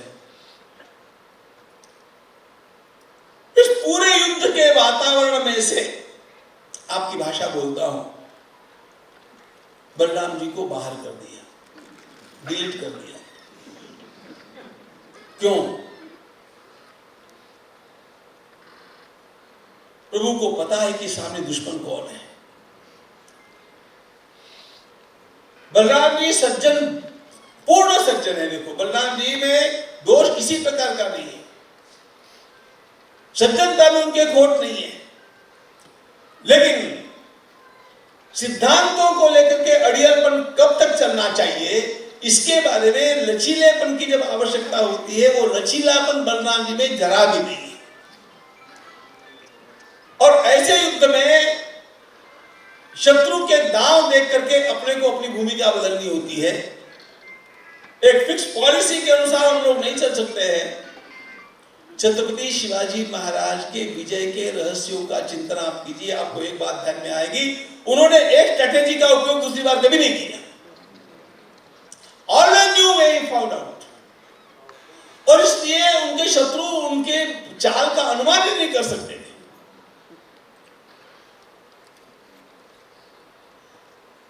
कृष्ण भगवान को पता है कि युद्ध किनके साथ लड़ना है, सामने कैसे कैसे पापी है, षड्यंत्री लोग हैं, और यह सब करते समय मुझे चातुर्य का उपयोग करना पड़ेगा। और यह करने के समय यदि दाऊ भैया वहां पर रहे तो उनका अड़ियलपन प्रतिबंधक हो सकता है, बाधा बन सकता है। इसलिए प्रभु ने, अच्छा मैं एक उदाहरण बताता हूं कैसे, यदि बलराम जी सारे युद्ध में होते तो क्या करते, आप इस एक प्रसंग से कल्पना कर सकते हैं। एक प्रसंग से अंतिम युद्ध में दुर्योधन को जलाशय से बाहर निकाला गया और दुर्योधन का भीमसेन का युद्ध चालू हो गया। संयोग से तीर्थ यात्रा में गए हुए बलराम जी महाराज उस एकमात्र प्रसंग में उपस्थित है। यह एकमात्र प्रसंग है जिसमें बलराम जी उपस्थित है। अब युद्ध चला और गदा युद्ध के चलते चलते भीमसेन ने उठा करके अपनी गदा को दुर्योधन की जंघा के ऊपर दे मारा। जंघा पर मार नहीं, दुर्योधन नीचे गिर पड़ा, जंघा लहूलुहान हो गई। लेकिन ये जब वहां पर हो रहा था तो इधर बलराम जी ने अपनी गदा को उठा करके भीमसेन की ओर दौड़े, अधर्म किया, अधर्म किया। और बलराम जी भीमसेन को मारने के दौड़े। कृष्ण भगवान ने उनको रोका, दाऊ भैया, अरे रोको मत मुझे, उसने अधर्म किया है, कमर के नीचे वार नहीं किया जाता है गदा का, मेरे सामने मैं अधर्म होते देखूंगा। भगवान ने कहा रुको, पहले सुन लो, कमर के नीचे गदा का वार नहीं किया जाना चाहिए, यह गदा युद्ध का नियम बिल्कुल सही है। लेकिन दाऊ भैया एक बात बताओ, भीमसेन ने 13 वर्ष पहले प्रतिज्ञा की थी कि मैं दुर्योधन की जंघा तोड़ूंगा, और यह उसने जो प्रतिज्ञा की थी उसका कारण इस पापी दुर्योधन ने द्रौपदी को जंघा दिखाई थी। जब भीमसेन ने 13 वर्ष पहले he had declared it that before प्रतिज्ञा की थी, तो क्षत्रिय को अपनी प्रतिज्ञा पूर्ण करना आवश्यक है कि नहीं है, आप बताइए। दुर्योधन भीमसेन ये नहीं करता तो उसका अधर्म होता कि नहीं, उसको पाप लगता कि नहीं। अचानक कोई झंडा के ऊपर प्रहार कर दे, वो गलत हो सकता है, लेकिन ये तो 13 वर्ष पहले घोषित किया गया है, और ये नहीं करने पर भीमसेन को दोष लगने वाला था, इसलिए उसको ये करना आवश्यक था। इसलिए आपका इस प्रकार गदा लेकर के भीमसेन की ओर दौड़ना गलत है। आप जरा विचार कीजिए ना। लाल लाल लाल होकर के बलराम जी ने कहा तुम भी वैसी हो, जाओ, मैं तो चला।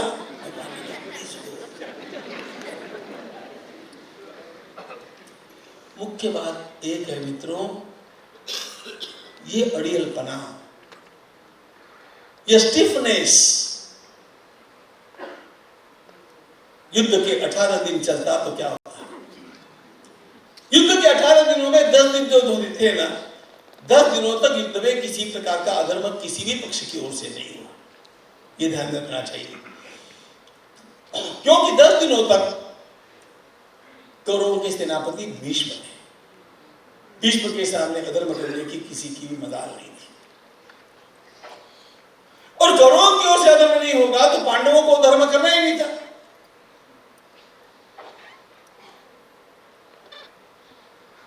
लेकिन 11वें दिन से जो अधर्म का सिलसिला आरंभ हुआ है, उसमें जिस प्रकार का इन पापियों ने खेल खेला है, और उस खेल को उत्तर देने के लिए भगवान जैसा लचीले दृष्टिकोण का नेतृत्व ही आवश्यक था। वहां पर बलराम जी जैसा व्यक्ति उपयोगी नहीं था, और इसीलिए प्रभु ने सबसे पहले ये सोच लिया, कहो भैया सज्जन है, सज्जनों की शिरोमणि है, साक्षात देव स्वरूप है, लेकिन कुछ कामों में ऐसे लोगों को दूर रखने से काम सफल होते हैं, इसलिए उनको रिस्पेक्टफुली दूर रखना चाहिए। ये कृष्ण भगवान का चिंतन है।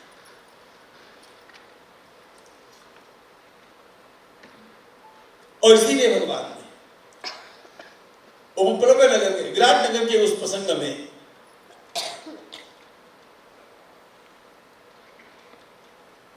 बलराम जी को हतोत्साहित करके सारे सूत्र अपने पास ले लिए थे। ये करना आवश्यक होता है मित्रों। एक और बात है,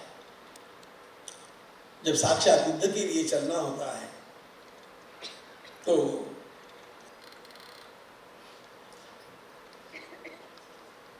प्रभु स्वयं अर्जुन से कहते हैं, अर्जुन दुर्गा देवी की प्रार्थना करके चलो। जिस समय जिस क्षेत्र में हम लोगों को कार्य करना होता है, उस समय उस क्षेत्र की देवता की आराधना करके ही जाना यह सुरक्षित होता है। प्रभु ने स्वयं नमस्ते सिद्ध सेनानी आर्ये मंदरवासिनी कुमारी कालिका पाली कपिले कृष्ण पिंगले भद्रकाली नमस्तुभ्यं महाकाली नमोस्तुते शुचिर्भूत्वा महाबाहो संग्रामाभिमुखे स्थिता पराजयाय शत्रूणाम दुर्गा स्तोत्रम उदीरये। युद्ध की देवी दुर्गा है, भवानी।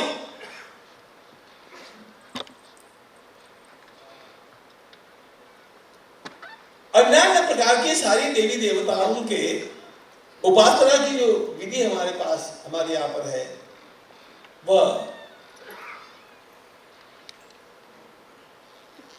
योग शास्त्र की दृष्टि से, मानस शास्त्र की दृष्टि से और दैवत शास्त्र की दृष्टि से, तीनों दृष्टियों से अत्यंत आवश्यक बात है। धन के लिए लक्ष्मी की आराधना, युद्ध के समय दुर्गा की आराधना, व्यासपीठ के ऊपर सरस्वती की आराधना। वैसे गंगा जी पर जाएंगे तो गंगा जी का पूजन, यमुना जी पर जाएंगे यमुना जी का पूजन, भूमि का पूजन। ये सारी जो बातें हैं ना, पृथ्वी में विराजमान इन सारे चेतन शक्तियों का उपयोग अपने कार्य के लिए कैसे किया जाए, इसका एक ज्ञान है। अब मेरे पास समय नहीं है, लेकिन स्वयं हनुमान जी ने भी, आप वाल्मीकि रामायण देखेंगे तो पता चलेगा, हनुमान जी ने बहुत खोज की, जानकी मिली नहीं।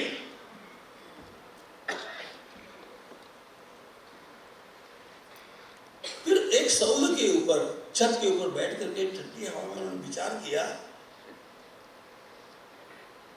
कि अब तो कोई उपाय दिखता नहीं। एकदम उनके ध्यान में एक बात आई कि मैंने खोज मेरे आवेश में आरंभ तो कर दी, लेकिन मैंने देवी देवताओं का स्मरण नहीं किया।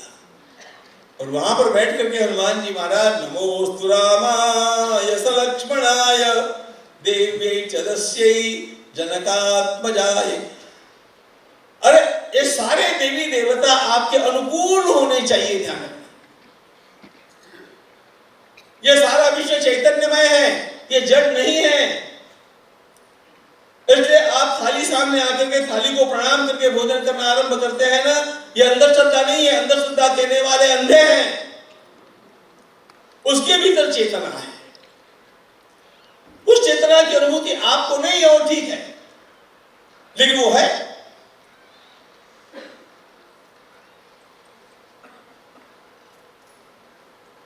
कण कण में परमात्मा का निवास, ये भारतीय संस्कृति का सूत्र है।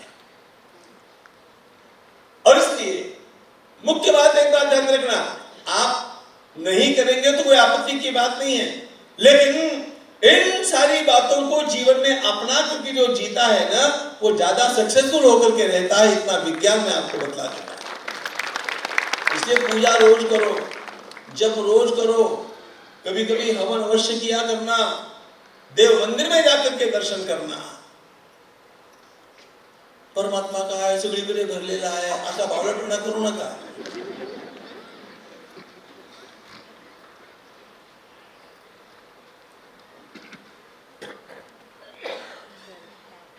परमात्मा का विशेष प्राकट्य, परमात्मा का विशेष जागरण विशिष्ट क्षेत्रों में होता है,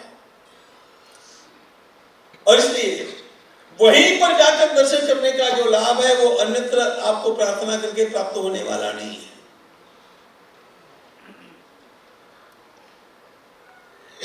हर स्थान का अपना एक ऑरा होता है, एक प्रभा मंडल होता है। उस प्रभा मंडल में जाने से आपको अधिक एनर्जी प्राप्त होती है, वो अन्यत्र करके नहीं होती है। इसलिए हमारे, अब वो बोलने लगूंगा तो ये घड़ी बहुत खराब है।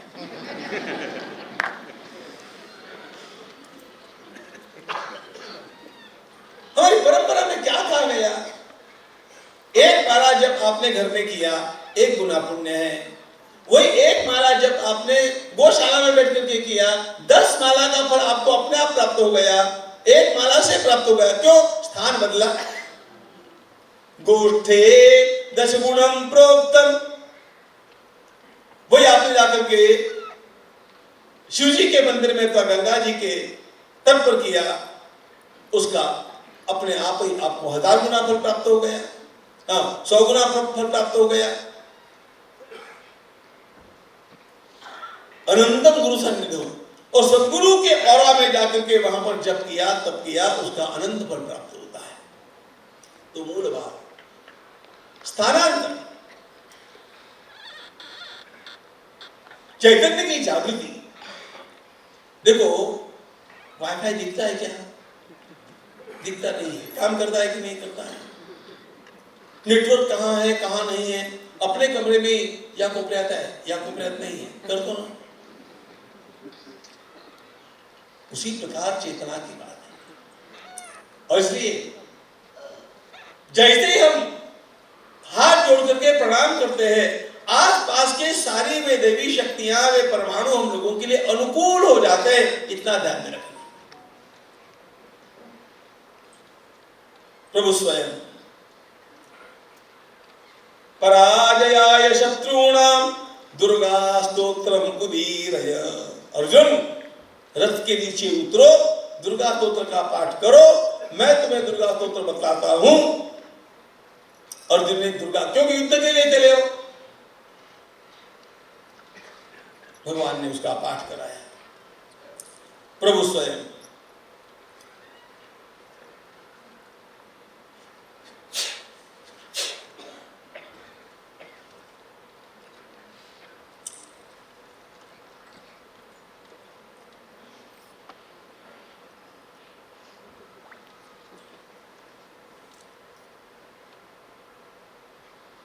महाराज द्रुपद के द्वारा दूध भेजा गया, वो लौट करके आया और युद्ध के लक्षण दिखने लगे। प्रभु ने स्वयं उस समय कहा, मैं स्वयं जाकर के एक बात करना चाहता हूं, युद्ध को टालने का प्रयास करना चाहिए। ऐसे कहकर के भगवान स्वयं अपने मन से और धर्मराज की सहमति से हस्तिनापुर के लिए प्रस्थान करते हैं। लंबी बात नहीं करता हूं। भगवान आए हस्तिनापुर, वे विदुर जी के यहाँ पर रुके हैं। विदुर जी बहुत गरीब थे, ये सब गलत बातें हैं। हम लोगों ने विदुराच्या घरी कण्या खाल्ल्या, ये सब कीर्तनकारों की बातें हैं, सब ध्यान रखना। अब कन्या हम लोग ही बोलते हैं, हमारी कुटिया पर पधारिए। लोग मुझे कहते हैं हमारी कुटिया पर कब पधारेंगे, चटनी भाकर तो चांगला आमरस असतो राव। लेकिन बोलने की पद्धति ऐसी है, ये नम्रता है, वैसी वो बात है। उल्टे यहाँ पर तो वर्णन ऐसा है कि रात्रि के समय विदुर जी ने हस्तिनापुर के प्रमुख लोगों को भगवान के शुभागमन का डिनर दिया है इन हिज ऑनर। एनीवे, ये सब हो गया। मुख्य बात यह है कि रात्रि के समय विदुर जी ने कृष्ण से पूछा, तुम दुर्योधन को समझाने के लिए आए हो, तुम्हें पता नहीं वो क्या है? Why are you wasting your time and energy?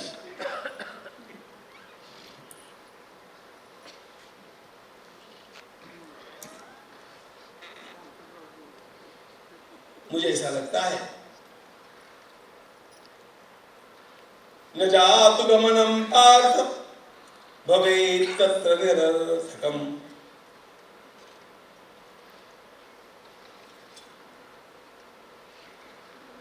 ये इतना दुष्ट है कि तुम्हारे समझाने पर भी समझेगा नहीं, कुछ खतरा भी कर सकता है। तुम आए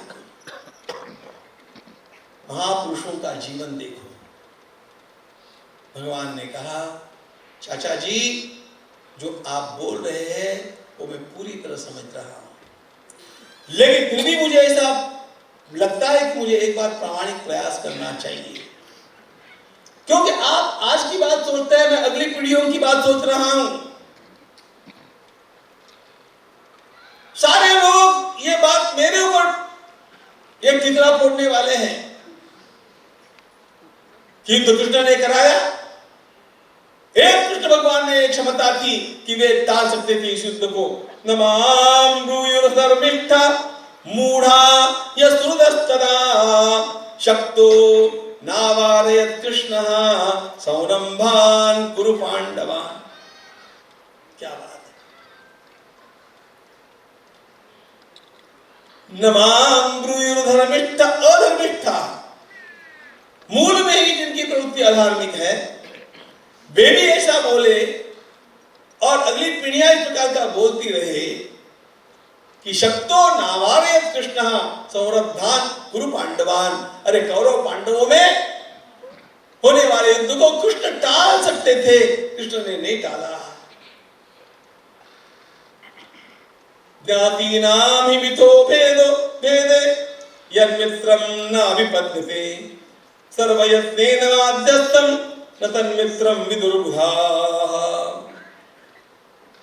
सोहम यतिष्ये प्रशमं चत्तः कर्तुममायया। देखो भगवान के वाक्य है, मैं युद्ध टालने का प्रामाणिक प्रयास करूंगा चाचा जी, फिर भी नहीं टला तो उनका भाग्य। और कृष्ण भगवान ने ये किया है। सोहम यतिष्ये प्रशमं चत्तः कर्तुमया अमायया कुरूणां संजयानां च संग्रामे विनशिष्यताम् ज्ञातीनां मिथो भेदे यन्मित्रं नाभिपद्यते सर्वयत्नेन वाद्यस्थं न तन्मित्रं विदुर्बुधाः। सामने दिखने वाले विनाश को देख करके भी जिसने विनाश को रोकने का प्रयास नहीं किया, उसे कैसे सज्जन कहा जाए, उसे कैसे मित्र कहा जाए।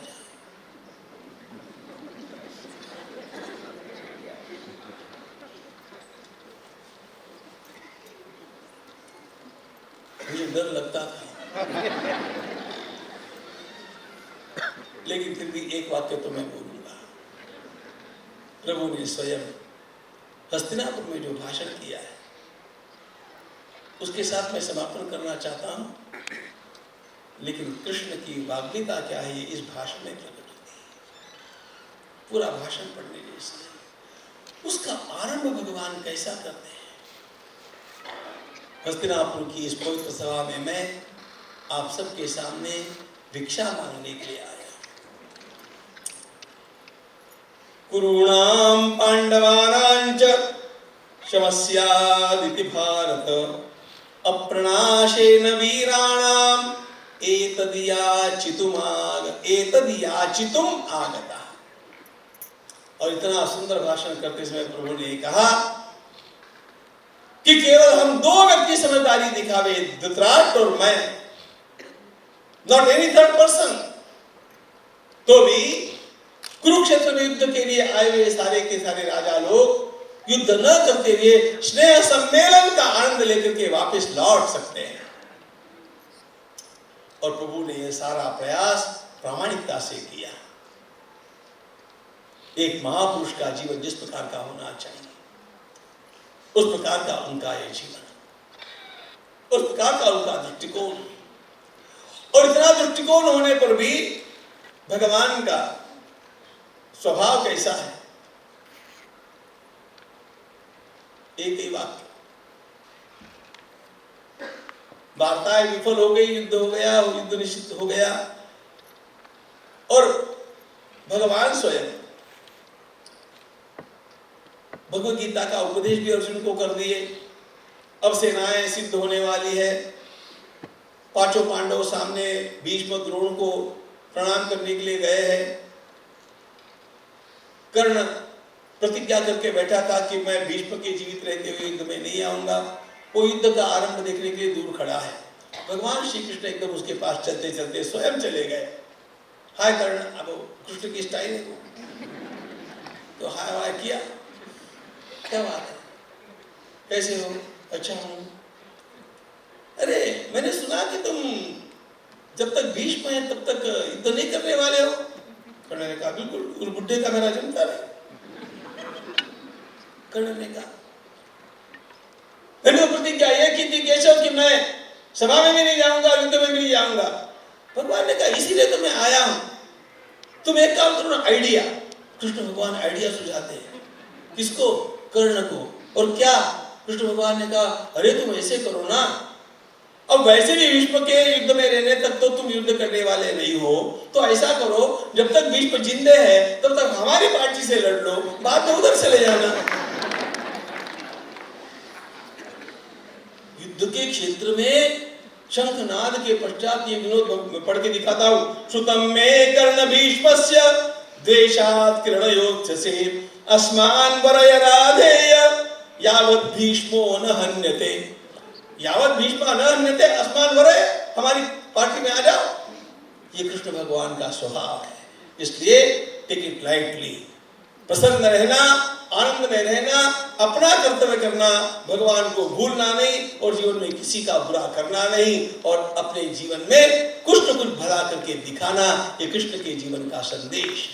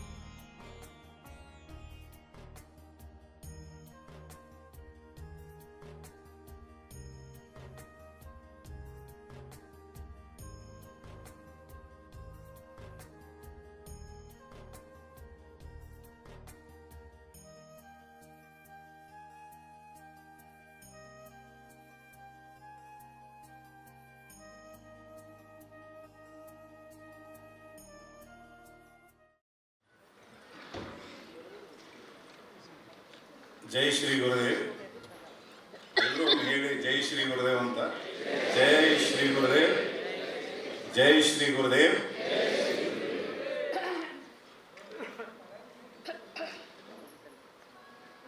ಕಳೆದ 3 ದಿವಸಗಳಿಂದ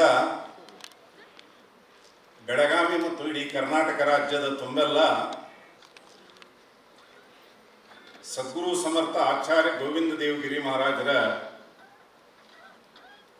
ವಾಣಿಯ ಮುಖಾಂತರ ಅಧ್ಯಾತ್ಮದ ಕಂಪನ್ನ ಜನ ಆನಂದಿಸಿದ್ದಾರೆ ಅಂತ ಹೇಳಿದ್ರೆ ತಪ್ಪಾಗಲಾರದು. ವಿಶೇಷವಾಗಿ ಕಳೆದ 3 ದಿವಸಗಳ ಉಪನ್ಯಾಸವನ್ನು ಕೇಳಿದಾಗ ಸಂಪೂರ್ಣ ಕೃಷ್ಣ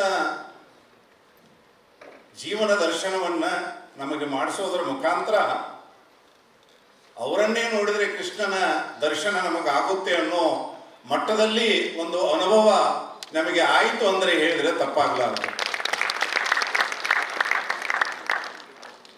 ಅದಕ್ಕೆ ಅವರು ಭಾರತದಲ್ಲಿ ಮಾತ್ರ ಅಲ್ಲ, ಇಡೀ ವಿಶ್ವದಲ್ಲಿ ತಮ್ಮ ಪ್ರವಚನಗಳ ಮುಖಾಂತರ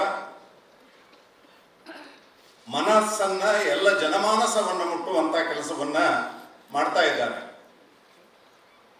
ಇಡೀ ಭಾರತ ದೇಶದ ಮೂಲ ಗ್ರಂಥಗಳನ್ನ ಅವಲೋಕಿಸಿದ್ರೆ ಅನುಭವ ಸಾಹಿತ್ಯದಲ್ಲಿ ಗುರುದೇವರ ಆನಡೆಯವರ ಒಂದು ಮಾತನ್ನು ಹೇಳ್ತಾರೆ. Gurudev said that the greatest literature on mystic literature is Bhagavad Gita. Bhagavad Gita. And Gurudev said, God realization is the supreme teaching of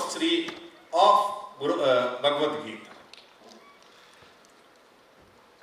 The Bhagavad Gita is one of the greatest works on mysticism that the world has ever seen. That is his opinion. Different Western philosophers have interpreted the theory of philosophy in theism, pantheism, holism, etc. But Sri Gurudev said that Bhagavad Gita is not merely a book of ethics, but of spiritual life, of the impossibility of desireless and disinterested action, and of the abandonment of all standards of duty in favor of the supreme duty of the self-surrender. That is the Gurudev's thinking. Sri Gurudev always agreed with Dr. Bhandarkar in disapproving the Christian influence on Bhagavad Gita, which was put forth by several Christian scholars through the centuries. Lokman Tilak was concerned primarily to show the supremacy of karma to jnana, bhakti and yoga, but Sri Gurudev said that the philosophy of Bhagavad Gita is all about these.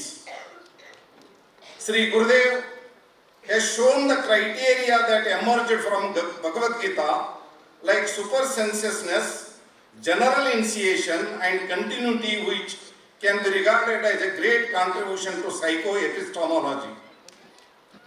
In regards to sublime vision of God, which is the supreme goal according to Bhagavad Gita, we find in the description of the Vishwarupa Darshana experiences such as splendor, wonder, terror and joy, which link it to the universal philosophy of sublime. ಆದ್ದರಿಂದ ಎಲ್ಲ ಭಾರತೀಯ ಮೂಲ ಆಧ್ಯಾತ್ಮಿಕ ಗ್ರಂಥಗಳಲ್ಲಿ ಬಹಳ ಎತ್ತರ ಮಟ್ಟದಲ್ಲಿ ನಿಂತಹ ಗ್ರಂಥ ಅಂತ ಹೇಳಿದ್ರೆ ಅನುಭವ ಸಾಹಿತ್ಯದಲ್ಲಿ ಅದು ಭಗವದ್ಗೀತೆ ಅನ್ನುವಂಥದ್ದು ಗುರುದೇವರ ಆನಡೆ ಅವರ ಅಭಿಮತ ಅನ್ನುವಂಥ ವಿಚಾರವನ್ನ ನಾನು ನಿಮ್ಮ ಮುಂದೆ ಹೇಳಲಿಕ್ಕೆ ಇಚ್ಛಪಡ್ತಾ ಇದ್ದೇನೆ. I don't know hereafter when we will get to hear Swamiji, but thing is that Swamiji has become very near to our heart and we can hear him every day on YouTube through modern technology and be in touch with Swamiji, that I can assure from Belgamites.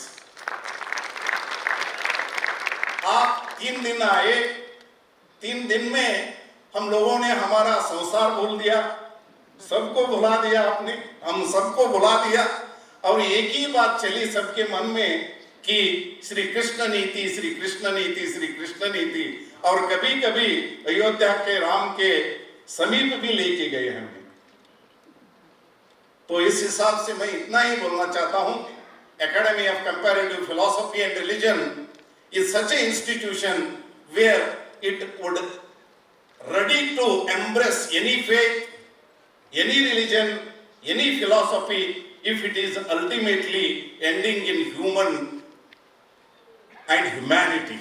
Hence Gurudev said, one world, one God, one humanity, and rational mysticism is the real religion of the world. That is what Gurudev has propounded. ಅದರಿಂದ ಈ ಕಾರ್ಯಕ್ರಮದಲ್ಲಿ ಈ ಕಾರ್ಯಕ್ರಮ 3 ದಿವಸಗಳ ಕಾಲ ಬರೀ 3 ದಿವಸ ಮಾತ್ರ ಇಲ್ಲಿ ನಡೆಯಿತು. ಗುರುದೇವರ ಆನಡೆ ಮಂದಿರದಲ್ಲಿಯೂ 3 ಕಾರ್ಯಕ್ರಮಗಳಾಯಿತು. ಮತ್ತೆ ನಮ್ಮ ಹುಕ್ಕೇರಿ ಮಠದಲ್ಲಿ ಇವತ್ತು ಒಂದು ಕಾರ್ಯಕ್ರಮ ಆಯಿತು. ನಿನ್ನೆ ವಿಶ್ವ ಹಿಂದೂ ಪರಿಷತ್ತದವರಿಂದ ಕಾರ್ಯಕ್ರಮ ಆಯಿತು. ಹಲವಾರು ಕಾರ್ಯಕ್ರಮಗಳು 3 ದಿವಸಗಳಲ್ಲಿ ಸ್ವಾಮಿಯವರು 77 ವರ್ಷ ಅವರಿಗೆ. ಆದರೆ ಒಂದು ದಿನಾನು ಅವರು ವಿಶ್ರಾಂತಿಯನ್ನು ತೆಗೆದುಕೊಳ್ಳದೆ ರಾತ್ರಿ 1 ಗಂಟೆಗೆ ಮಲಗಿ ಬೆಳಗ್ಗೆ 5 ಗಂಟೆಗೆ ಎದ್ದು ನಮ್ಮೆಲ್ಲರನ್ನ ಒಂದು ಅನುಭವ ಜಗತ್ತಿಗೆ ತೆಗೆದುಕೊಂಡು ಹೋದಂತ ಶ್ರೇಯಸ್ಸು ಸ್ವಾಮೀಜಿ ಅವರಿಗೆ ಸಲ್ಲುತ್ತೆ. ಆದ್ರಿಂದ ಬೆಳಗಾವಿಯ ಎಲ್ಲ ಜನರ ವತಿಯಿಂದ ಅವರಿಗೆ ಸಾಷ್ಟಾಂಗ ನಮಸ್ಕಾರವನ್ನು ಸಲ್ಲಿಸುತ್ತಾ ನನ್ನ 2 ಮಾತುಗಳಿಗೆ ವಿರಾಮವನ್ನು ಕೊಡ್ತಾ ಇದ್ದೇನೆ. ಬರುವಂತ ಕಾಲದಲ್ಲಿ ಮತ್ತೆ ಅವರನ್ನು ಕರೆಸುವಂತಾಗಲಿ, ನಮಗೆ ಅವರು ಬೆಳಗಾವಿಗೆ ಮತ್ತೆ ಬರುವಂತಾಗಲಿ ಅನ್ನುವಂಥ ಮಾತನ್ನ ಈ ಸಂದರ್ಭದಲ್ಲಿ ಹೇಳಿ ನನ್ನ 2 ಮಾತುಗಳಿಗೆ ವಿರಾಮವನ್ನು ಕೊಡ್ತಾ ಇದ್ದೇನೆ. ಜೈ ಶ್ರೀ ಗುರುದೇವ್.